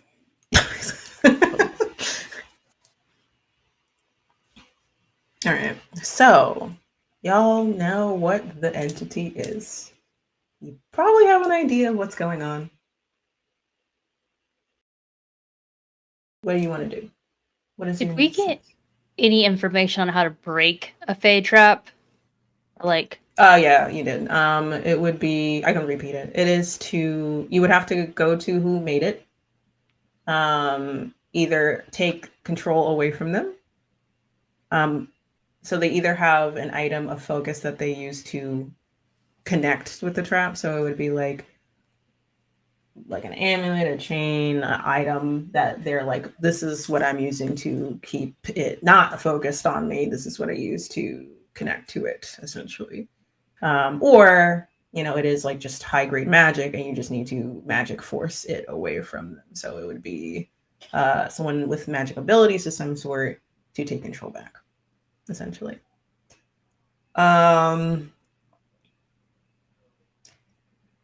Yeah, so that is how the main way you would do it. Obviously, the other way is to kill the person that is controlling the Doulahan. Those are two options. Or you can kill the Doulahan, but I don't know if anyone wants to do that.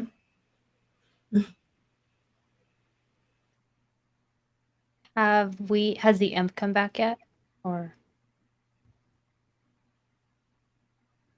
What did you ask them to do again? You sent it off. ask them to spy on Ben and like tell me what he was doing. Okay. For this purpose, yes, I would say that it's coming back. It flows in through those crevices, those door entrances, enters into the morgue, and comes back and kind of sits. You pull out the stone, it kind of floats above your palm of your hand where the stone is. Did you want me to wait 1 second? I'm like trying to think if I should like talk in an imp voice or not, but I won't. So I will say that it whispers into your head those knowledge points a little bit. And it tells you that he's in that area where it reeks of death. It reeks of sorrow and sadness. He seems to be reading a lot of things about magic. Dark, dark magic. He's scrambling. And there's another being there. A dark being of shadows. That being attached to any particular object that you could see? I think it's attached to something on his arms or hands. I can sense that. But I didn't see. Thank you. Done good. You're welcome, mistress. And then floats right back down into the stone. Creepy as all fuck. Seems like he's in the funeral home, and the foci could potentially be something on his arm or his wrist. Oh, Willow is there as well. Willow is right down the street this entire time, Master says. Damien probably also like steps to that too. I mean, not in her typical form. We checked there. She wasn't there before. But magic, right? Or fate stuff. She is literally a monster of shadows. That could mean a lot of things. Like Damien says, like, does that mean that she can turn into shadows? Is that a thing? Astrid like lifts his hands like, I mean, like she can't turn into shadows, but you can like blend into shadows. Like, no, she could have just been behind you with a scythe the entire time when you were like looking out and you wouldn't have known. Damon doesn't look good about that. Does not feel great about that either.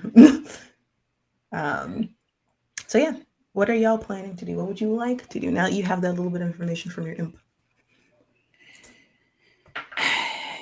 We got a couple of options. We can go to the funeral home, but we got to stock up on stuff first. We don't want to hurt Willow, but they clearly want to hurt us. So we have to figure out a way to free them first. And then we can deal with Ben, Giles, Olsen. No, go for it. I was just going to say that Madison's shop, I mean, is there any chance that we could find that herb?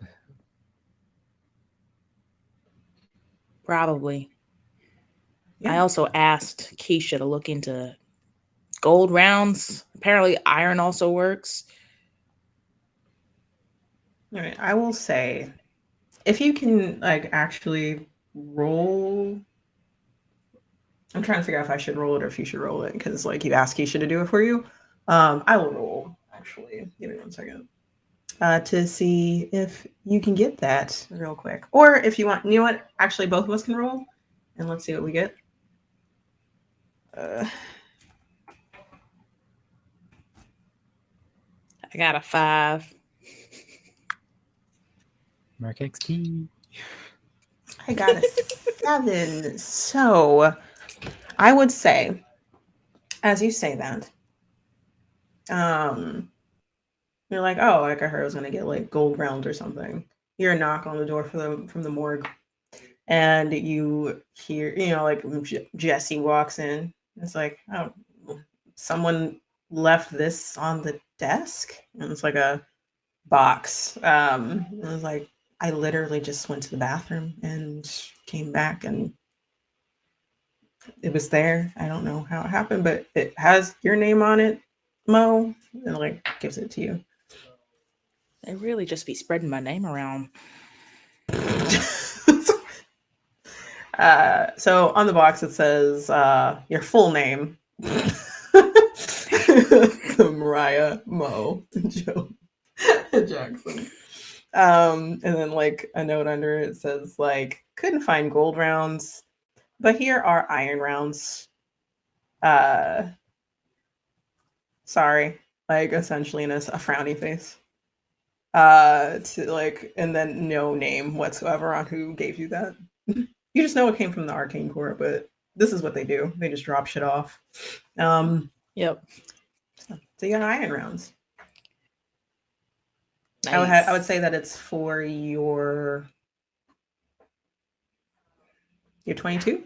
I believe you have a 22, right? My 20. Yeah, it was for your 22. My 9 mil. And one other person's weapon, I would say, can have it. So whoever wants to use whatever other weapon of like firearm style wise, you can tell me which one y'all would like that to apply to. Does anyone else have firearms? I think Millie does. I have a Yeah. sniper rifle. Oh, okay. I just wanted to give it to one other person. That's all. Yeah, no worries. You can have it, Millie, since I have the sword. Hello. How about the shotgun then?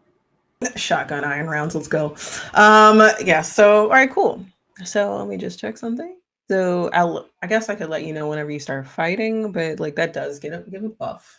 Essentially, it's not as like buffed up as like if it would be with gold, but it does help a lot to disrupt. So you are all going to the flower shop, or are you going to pick Madison up first? Real quick, could I ask Asta, this might be a silly question, but what my spiritual vibe is? Oh, yeah, sure, if you want me to. Same thing. Eyes light up, that brilliant blue again, that aura like appears over your hands. He like waves over you.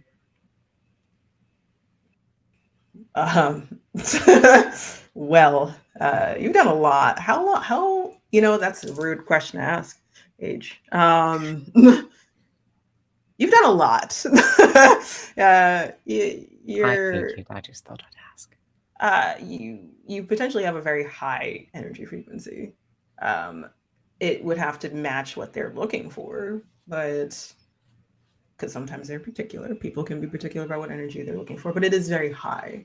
It's a bit of a mixed bag though. So some good, interesting amount of bad,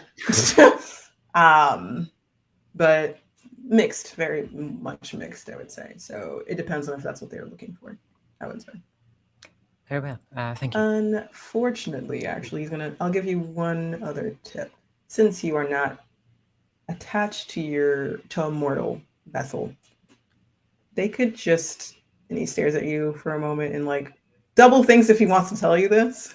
It's like, Willow could technically strip the parts that they need from you if it came down to that. I'm not going to go into detail what that is or what that means, but I would say be very careful. Okay. Very well. And we have his name. So if you don't take care of him, we will.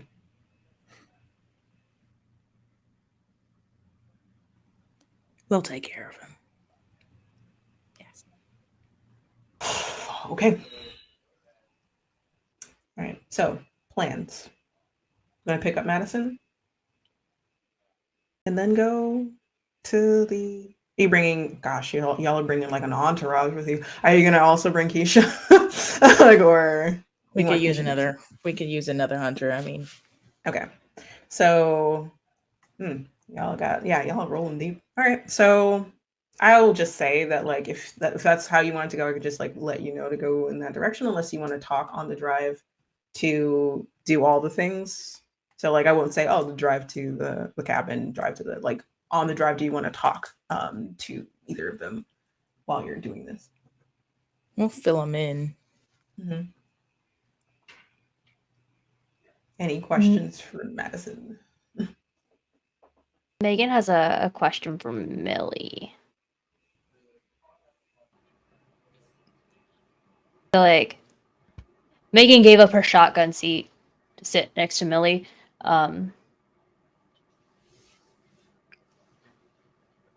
Elle says that you're potentially involved with an entity of the deep.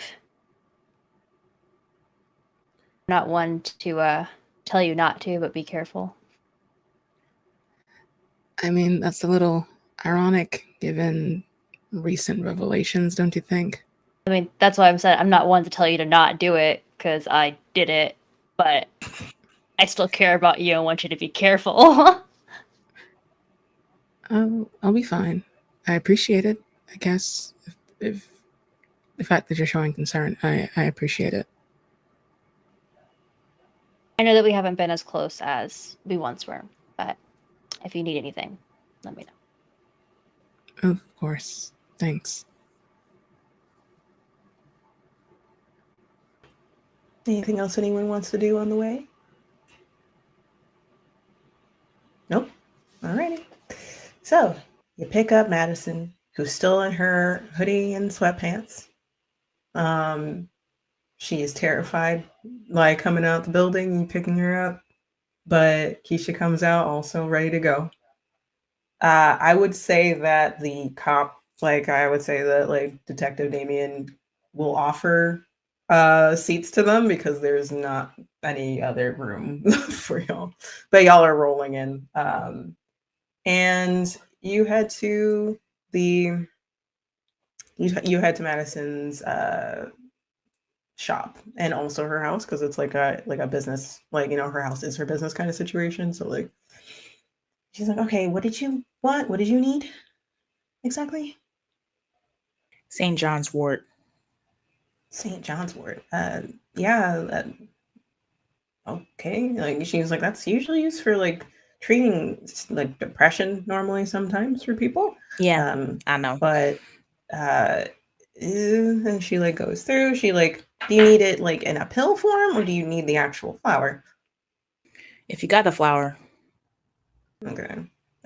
She's going to like go to like, so like she goes to the back area. There's like a greenhouse. There's like lines of different flowers and stuff like that.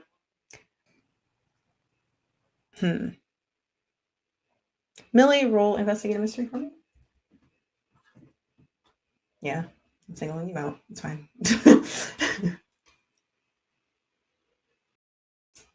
That's an 8.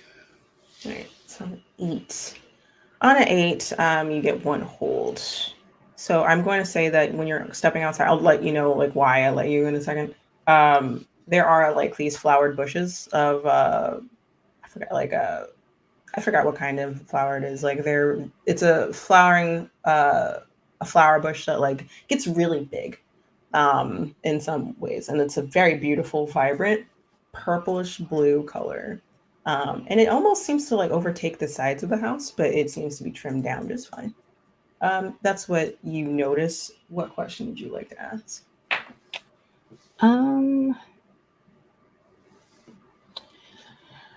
What is being concealed here? I guess. Like how you asked it. It's just like, yeah.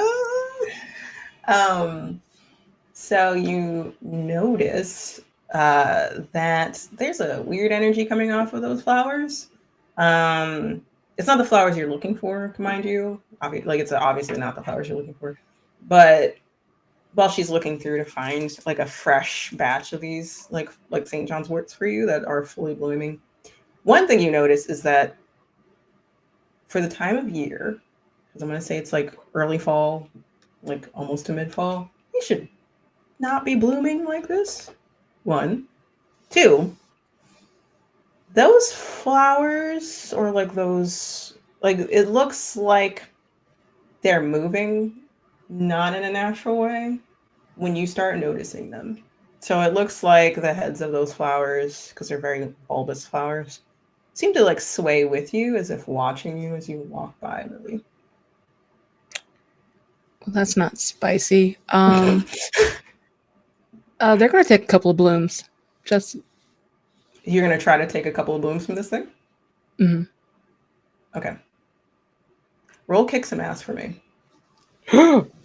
I did not expect you to do that. Oh boy. A 9. My goodness. Okay. So you try to do that. You try to take a bloom.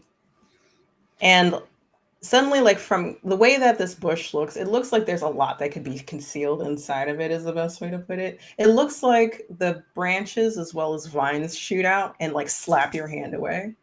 And you're going to take 1 damage. Okay. Ow. And I'm gonna put that 1 up here. Cool. That totally didn't happen. And it takes a skittering, it makes a skittering sound. It pulls back in. And I would say that like Madison definitely heard that and turns around and is like, what did you just do? Nothing. She just like Nothing. glares at you and it's just like, okay, don't touch those. I think is all she says, and then like goes back to picking a flower for y'all. So she finds it. I hate to do And- this. Go ahead and go. You said not to take it. Megan's gonna want to take one. Did you? Okay. Yes, fine. Roll to kick some ass. I'm sorry. No, it's fine. It's fine. My damn kids. That is a 9 as well. Okay, so you try to reach. I'm assuming you saw Millie do this. Like, did you see this? So you saw Millie, like the fuck, and you're like, ooh, oh, okay. And then you also try to be quicker this time. Like, ooh, I got thief hands. I can like just like, right. It like, did you not learn? And it literally like whips out, and then instead of like just smacking your hand away, it like wraps around your wrist and like holds tight really hard, and it's gonna hold down. It's not gonna like, it's gonna give you 1 damage too, but it's keeping you in place so that like it's a lot like, hey, look what I got, and like lifts, like pushes your hand forward to like wave your hand. Megan like threatens it with the blade. Easy. Okay, I'm not gonna do anything else to you. Like I was just like, if you keep on threatening it, it's still gonna keep doing things. Is what I'm not getting you vibe up. As Madison's like carefully clipping one of the flowers, she hears your hand like shifting around. A lot of movements happening. She's like, "What do you do? Stop! Leave it alone!" What are y'all doing? She said She not said don't to. touch the flowers. Yeah, exactly. That Exactly. means do not. Oh god. Leave her alone, okay? She's just vibing. Just leave her alone.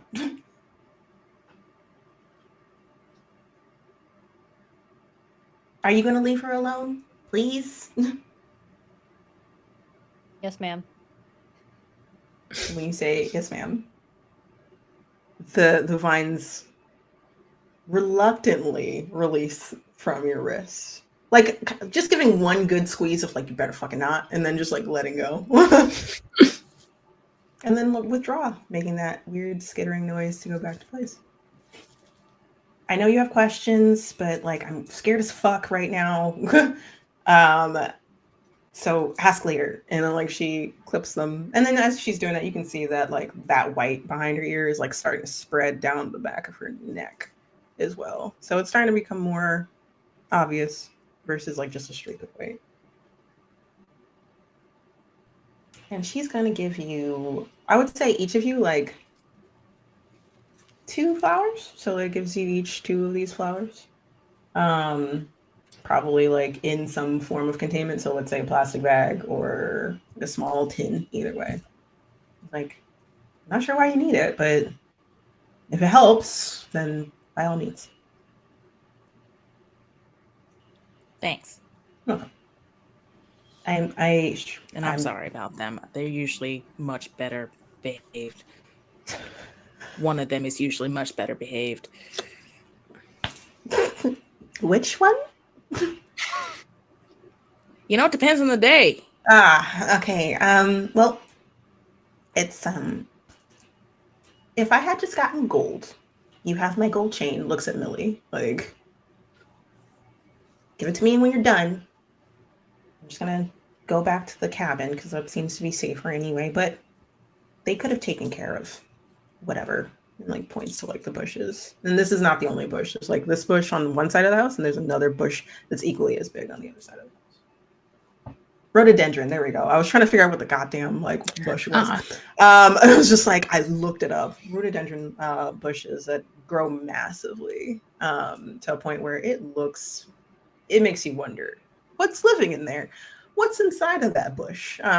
Because it can grow to the size of a height of the house as well.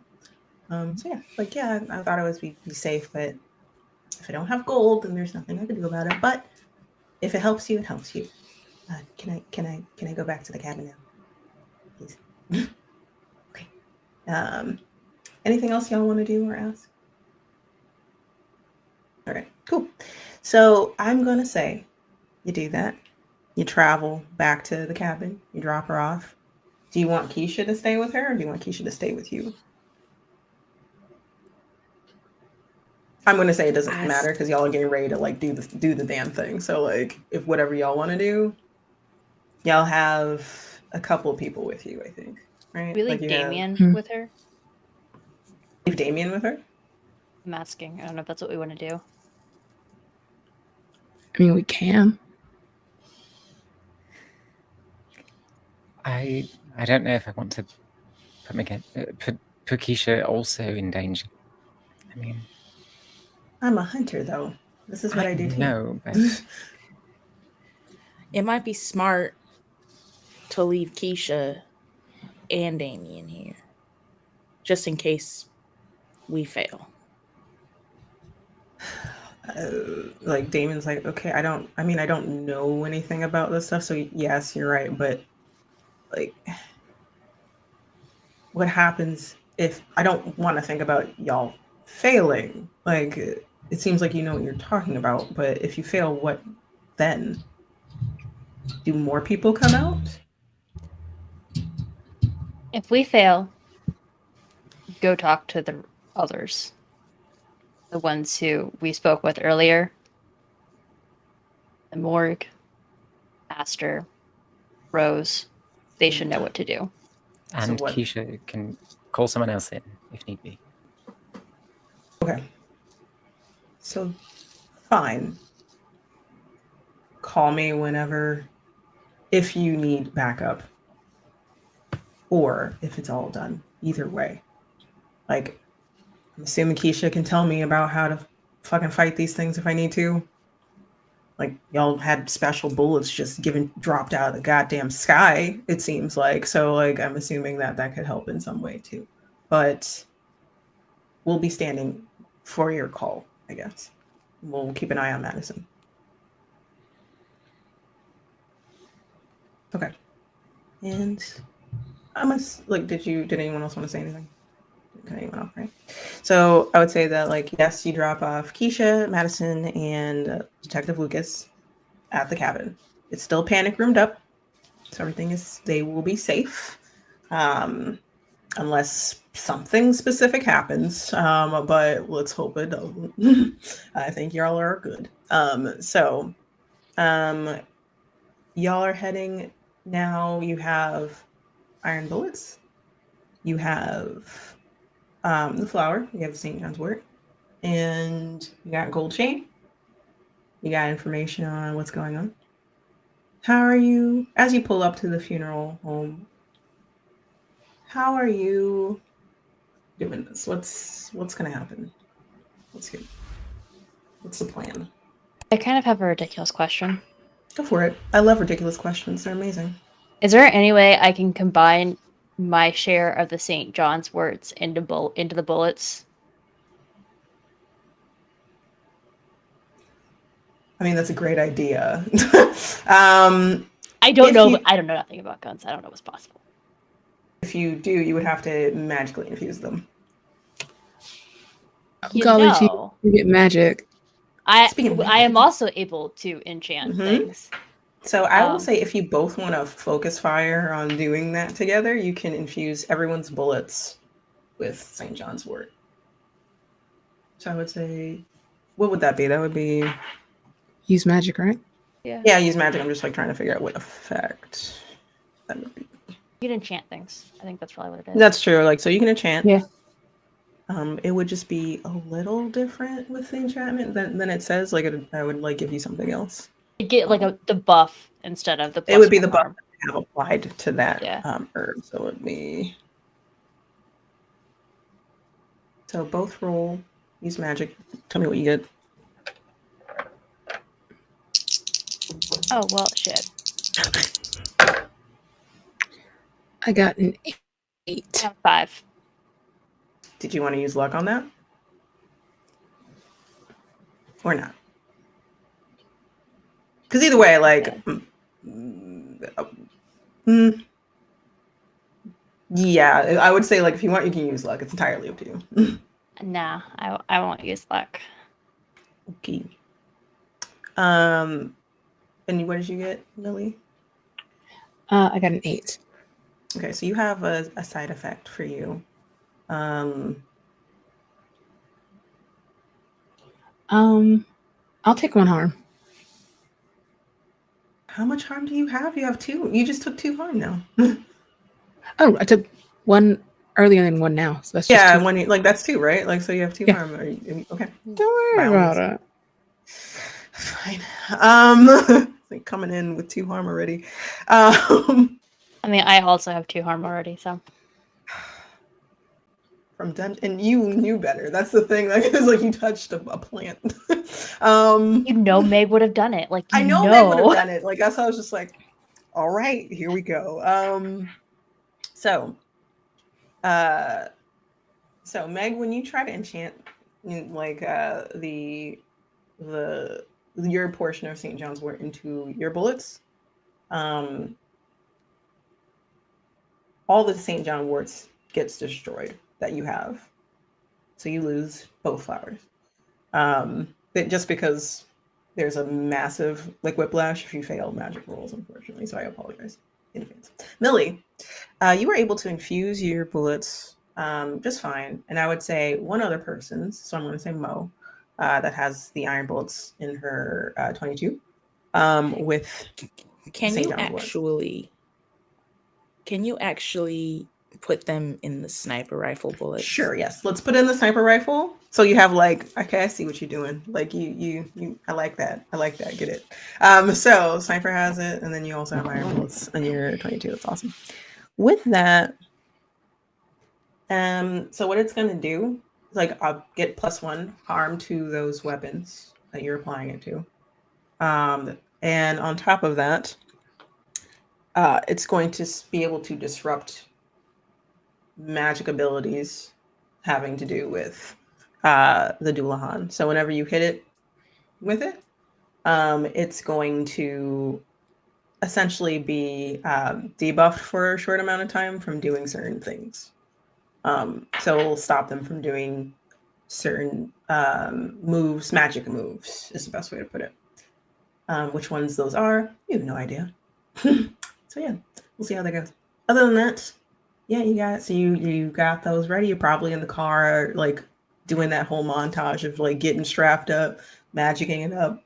Anything else y'all want to do as you park into the parking lot of the funeral home, waiting and figuring out what to do? I got a plan.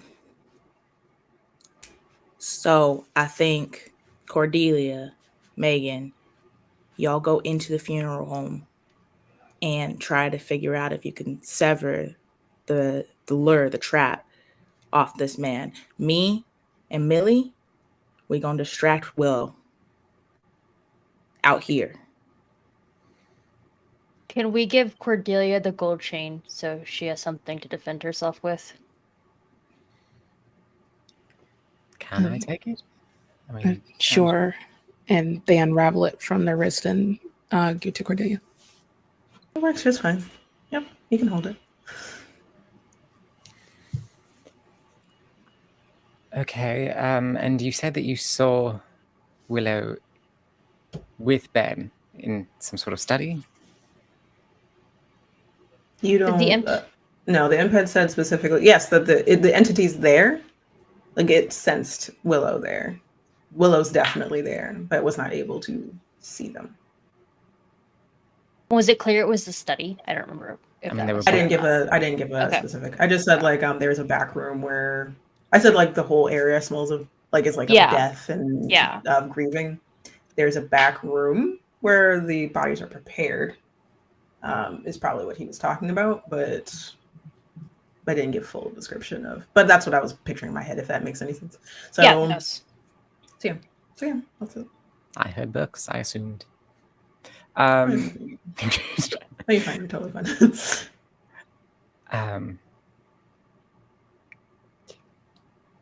So that's the plan?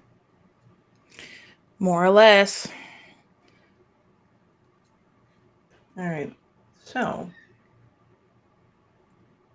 who's going in first? Okay, so you're going in, and Cordelia, you're going in invisible. Yes. All right. Roll to go invisible then.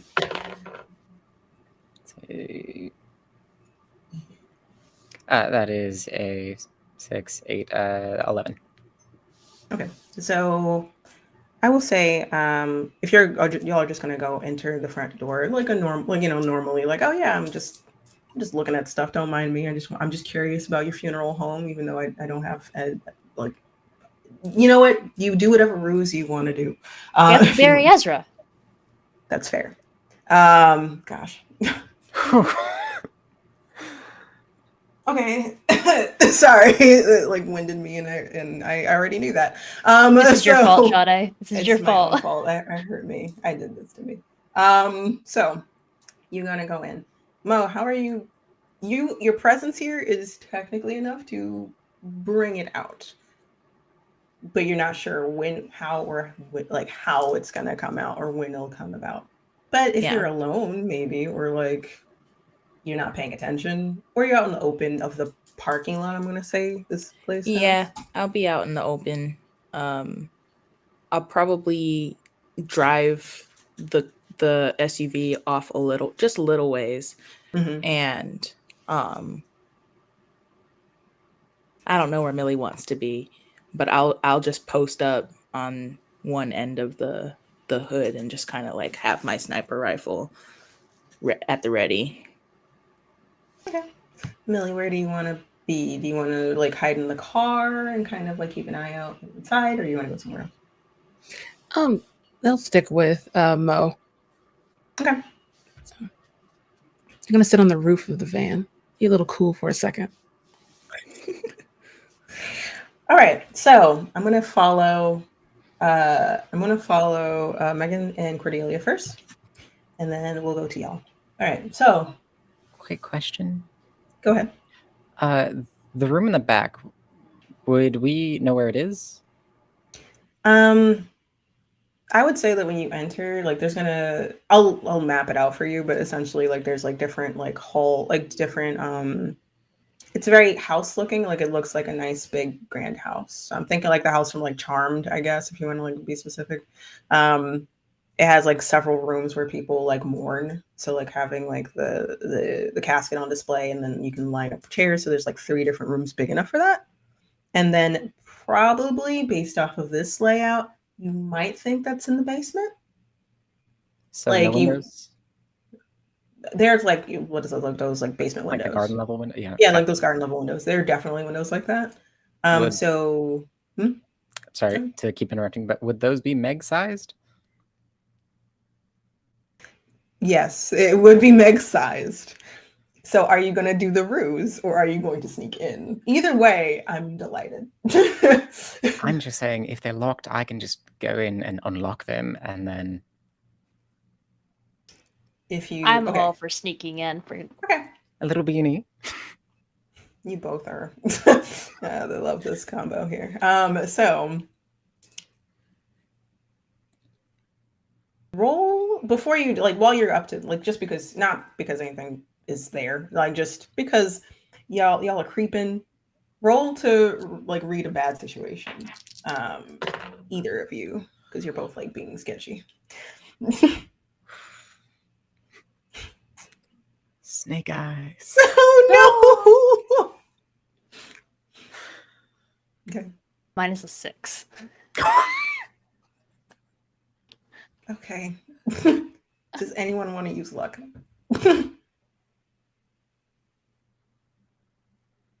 Yes, I'll use a luck. Okay, I was like, because Well, I'm like, there was a reason why I'm asking. I use a luck.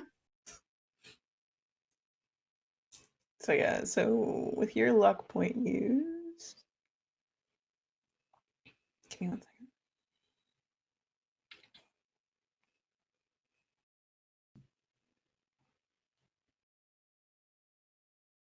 Okay, so with your your luck point used, if I remember, like your heat, like I think someone from your past, comes up. I'll not have that happen right now, but I'm gonna hold that for now, just because we're on the right track.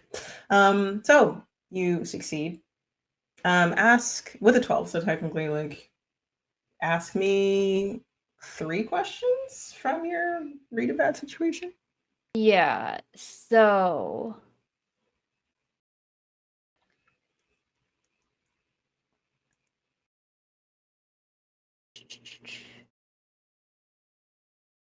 I guess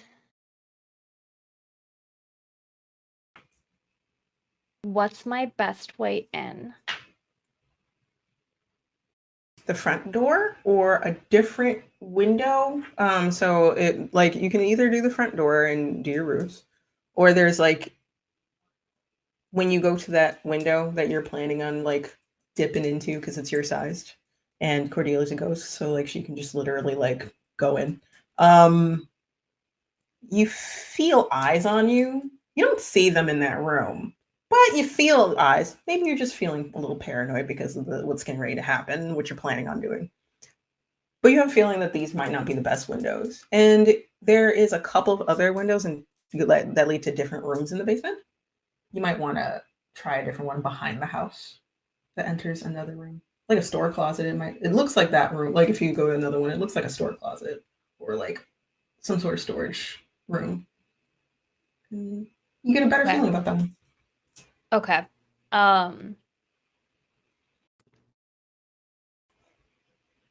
Are there any dangers we haven't noticed? Yes, there are dangers you haven't noticed from that other window that you're getting ready to go into. Okay, but that's the only other one that like we haven't noticed really. Yeah, the window that the reason why you selected this one, it kind of looks like the prep area for like a mortuary essentially. So it looks like it might lead to like where the bodies are prepared. Okay. But it might be a little too obvious, but you just sense that there's something wrong with that room. Okay. And then what is the best way to protect the victims? The victims being Cordelia and Mo. Yes. Okay, so anyone that's like higher risk, I'm gonna say, is and those Yeah. two people are. Yeah. Best way to protect them if you're going in, Cordelia should not be going in to the basement right now in general. But the gold chain is there. It will help a lot. You do not have iron on you, right? I have my sword. You have your sword. What's your sword made out of? Well, the sword changes. It's the magic sword. Oh, you're talking about dagger. Sorry, my bad. Yeah. Yeah, you're fine. Don't worry about it. Don't even trip. So you're like, yeah, the dagger could help me. The gold chain that Cordelia has can help me. The dagger can change into gold, I think is what I saw last time. So that's Yeah. also a plus. Okay. Is it that Cordelia can't go into like the basement at all, or that main room? That main room, the basement should probably not be where Cordelia should be going, period. But that main room would have made it pretty difficult. Okay.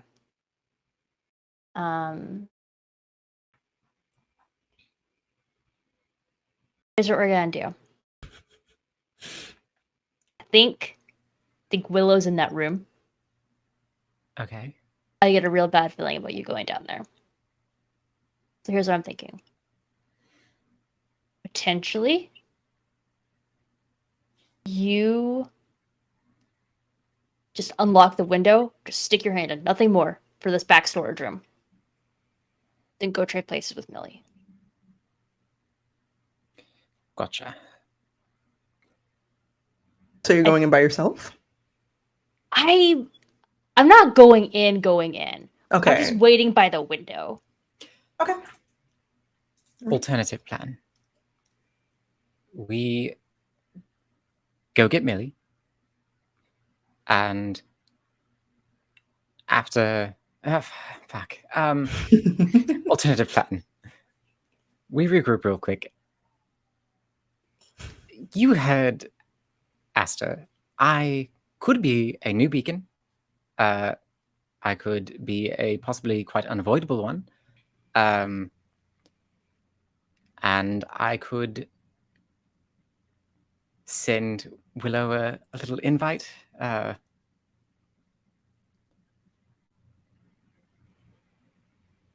Not by yourself. No, obviously it would be a trap. I mean, I would assume that she would appear, or I'm sorry, they would appear right inside the sights of Mo. let's regroup.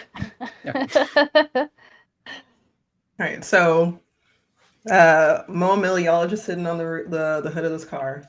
You were like waiting for things to happen, right? Like you're just like waiting, like okay, whenever this thing shows up, you see them start to come back from. You saw them like get ready to go to the front door and then change and then go to the back to the window. And you're just like, what the fuck are they doing?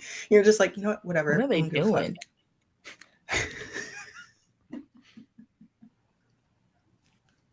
I got a real bad feeling about having Cordelia go down there. I wasn't. Oh, I see. Because Willow. Okay. The Might be plan. Yeah, the plan was that you would wait until Willow came after us, and then you would go in. I don't want Cordelia anywhere near this thing. Is Willow? I mean, what are you doing to get Willow to come out? I thought I would be enough, but maybe You are enough. Oh, thank you. Maybe we need a little more pizzazz.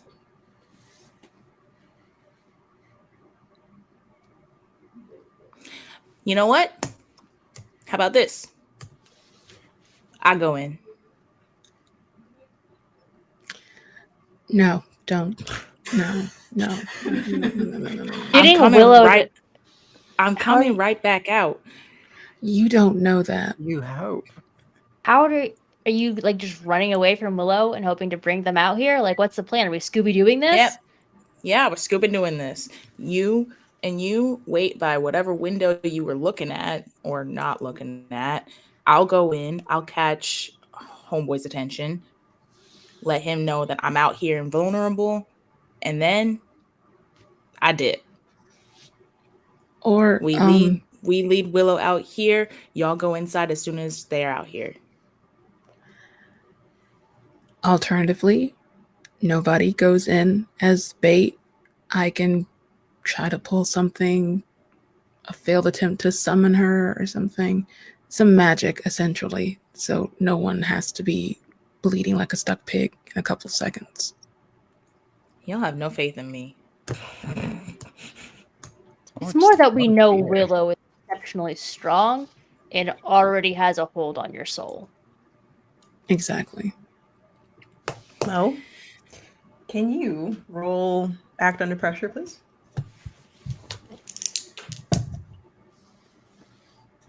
$11. Good for you. Okay. Damn it. All right, Cool, you're it's fine. the cucumber. You're totally fine. I had a whole visual. Go ahead. I'm I'll use it sorry. later. No, I'll use it later. It's fine. Don't worry about it. Like, no, you like Mo's the very in character. Mo's doing Mo. I was just like felt a little like odd feeling in terms of like that fear. Whoever's looking at Mo while y'all like are in like your like group like situation where you're all facing each other, she's starting to get just a little bit of gray, like right over her ear, just a few strands, like two gray hairs, like just two, like they're not. No. It's immediate, so clearly this is magic. I thought I had 4 more years. But yeah, These damn kids. These damn kids. Like everyone would understand, but everyone knows it's magic that's doing this for you.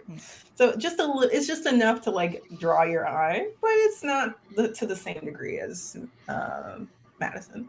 Is the best way to put it. So like just like 3 or 4 strands of hair suddenly go white over her ear. I like Millie's plan. That ain't no harm to you, right? No, since we'll all be here, it should be fine. All right. So the plan, because like there was 3 different plans, is Millie, you're going to try to summon Willow out here. Mhm. Are you all waiting for Willow to come out? If this were like if once the magic's done. Should someone try and go to Ben to try and break the...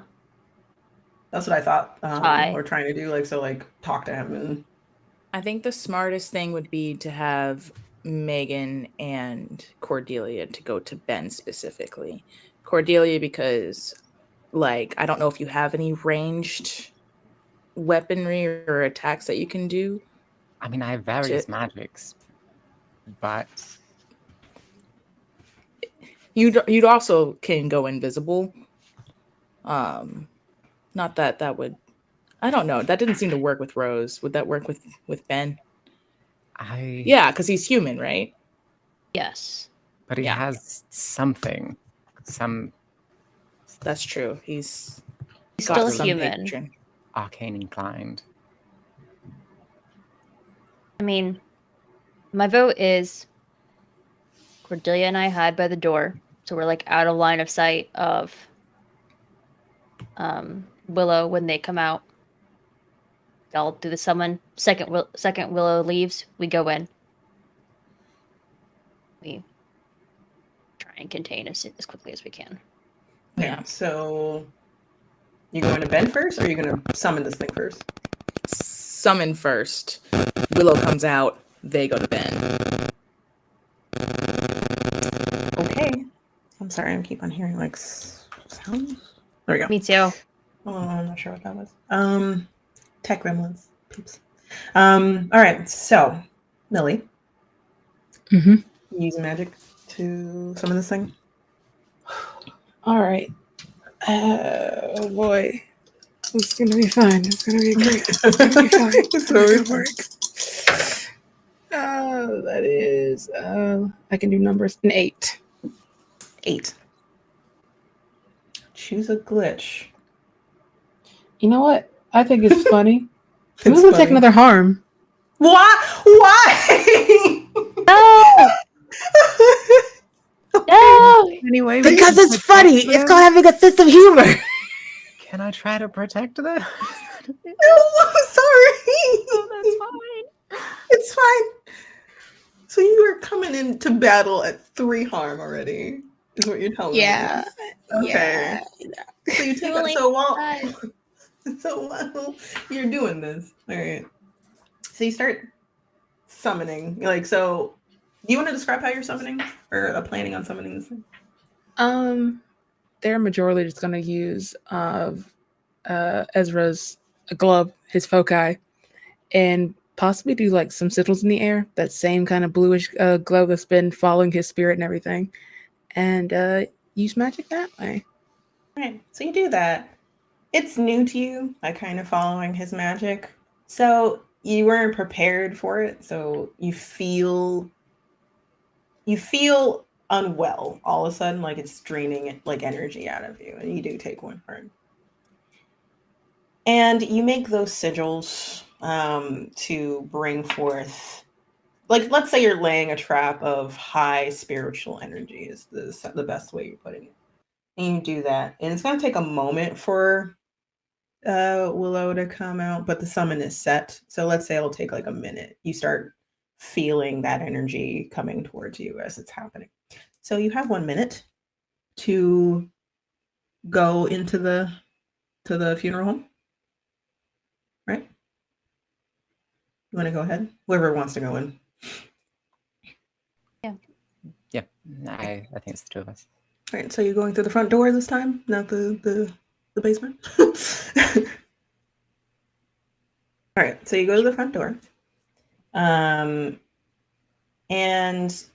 you walk in. It's open for you, obviously. It's open for business. As you enter, a man comes out, hearing the door open. He's a very tall, well-dressed man.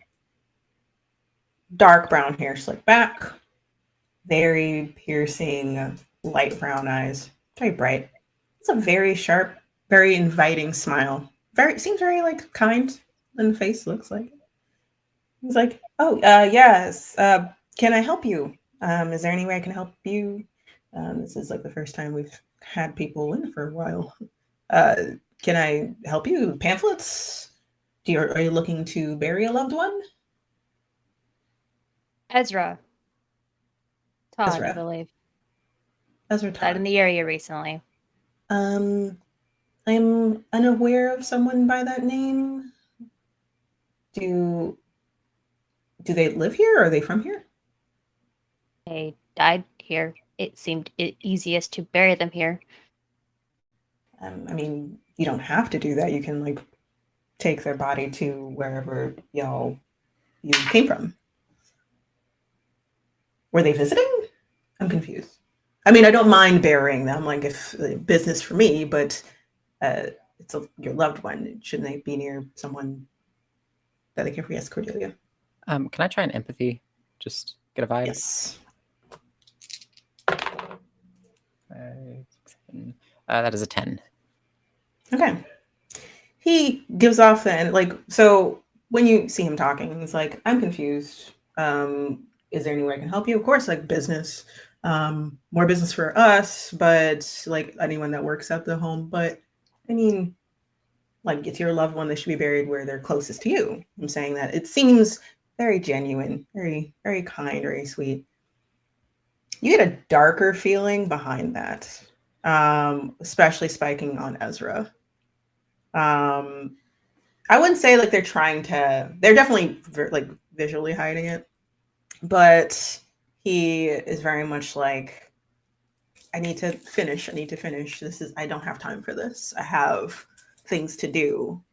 I either need this person, or this person right now, and then I'm ready to do this. I don't have time. So it's more like there's a darker vibe behind those eyes. It's so startling how different they are. But they're more focused on, I don't have time for this. I need to leave. So if they want to, like, let's get this business finished. But he's focusing on Meg. He's like, you don't have to bury them here. Like, wherever you live, like, we can always, like, people can always have the body moved to where they're from, closer to family, friends. I just circle around behind him. Are you looking for that foci that he has? Yeah. Or were you going to do something else? I don't want to. No, I was caught between looking for it and just trying to bear hug restrain him. I mean, let's go. So that's not really, just because you caught him so off guard. I'm wondering if this is like I'm going to say kick some ass. Like, I'm going to say kick some ass, even if he's not aware. I'm just going to see what happens. Y'all haven't been doing as good, so.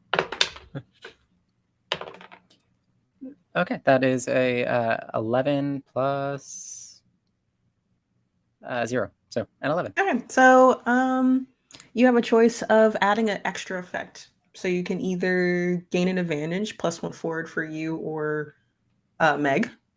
You can inflict terrible harm, add +1. Suffer less harm when traded, because even though, like, you got caught by surprise, or force them where you want. I think this would be closest to force them where you want them, just sort of. Right, so restrained. you're just trying to keep them in place. Yes. All right, so he is startled, like, suddenly by. Hello, everyone. Sorry for the technical difficulties.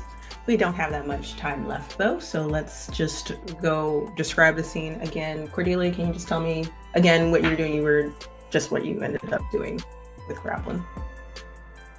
Oh, you're muted. Sorry. Yes, I was just going in to restrain Ben, and got an 11. Cool. So you do that. You want to add the extra effect of putting him right where you want him. So he looks extremely surprised at you, taken by surprise from behind. But then as soon as you do that, his eyes, bright brown, like, suddenly become black, all the way down to the whites of his eyes. And you do, what is, like, your physical damage? Like, you just do, I'm assuming you only just do 1 harm to him? I do 1 harm, force magic. Okay, so by that, it's 1 damage. He's going to suddenly, like, there's a burst of, like, dark energy from his back, trying to get you off, and it will do 1 damage back to you, just because it's very reactionary. So so none, because of the -1 from being immortal. Oh yeah, you're right. So yeah, you're fine. It just like shook you off, but, like, you're like, oh crap, okay, so that's very aware of what's going on here, kind of. And he kind of shrugs you off, rights himself, like, corrects his tie, looks at you, Red. And she's like, oh, so that's what it's going to be like. Oh, I guess it was only a matter of time before someone came knocking, I guess. I mean, the door's open, so. I mean, Yeah, for probably. business, not for hunters. And with that, his eyes are going to, like a fine smoke comes out of the corners of his eyes. And he's going to start drawing in air with a dark, brilliant purple color. And he's, like, prepping magic. We're going to cut to outside. Gonna leave y'all there hanging. So y'all, like, Millie and Mo, Millie, you drew the sigils, you're waiting for it. And you can, as time passes, it's only a few minutes, you feel something coming towards you. You feel eyes on you. It's weird. You feel the energy coming from the basement. Like, you feel like something is like pulling out from the window there. But you also feel an energy coming from like another direction, the woods probably. Or like I'm gonna say like there's like a wooded, like minor wooded area right over there. And you're confused for a split second. You turn your head to look in that direction. Mo probably also notices that you're doing this. And for a split second, you remember what Aster Adams told you. It's like, oh yeah, remember that story about like the headless horseman, you know, and all that other stuff, riding, you know, like some stupid little man made a stupid little story. And you're like, please, for the love of God, don't tell me there was a fucking horse. And sure enough, a steed, you see the brilliant green eyes coming at you first. And keep in mind, it's like, I'm going to say 2 p.m. now, but it's darker than it should be coming through. You see the wisps and the coiling tendrils of shadows coalescing down to this body. And you hear the clopping on the gravel of the parking lot. You see the clear outline of a horse, but it doesn't look quite right. It doesn't look like it's quite shaped properly like a horse. It looks like it's made of smoke and shadow. It looks like eyes that don't quite look like eyeballs, but shadows kind of trying to encompass a really bright green flame. So it's roughly horse shaped, but holy fuck, what the fuck is that? It looks like a hell horse is the best way to pull it. And as you turn and see this thing, you also see that window smash open. You see shadows and smoke pooling out, and you see a cloaked figure in shadow armor crawling out, ready to come for y'all, and quickly stands to its feet and makes that smoky scythe again, aiming and looking directly at Mo. Mo, I'm going to have you, as we like close, roll again to keep your cool.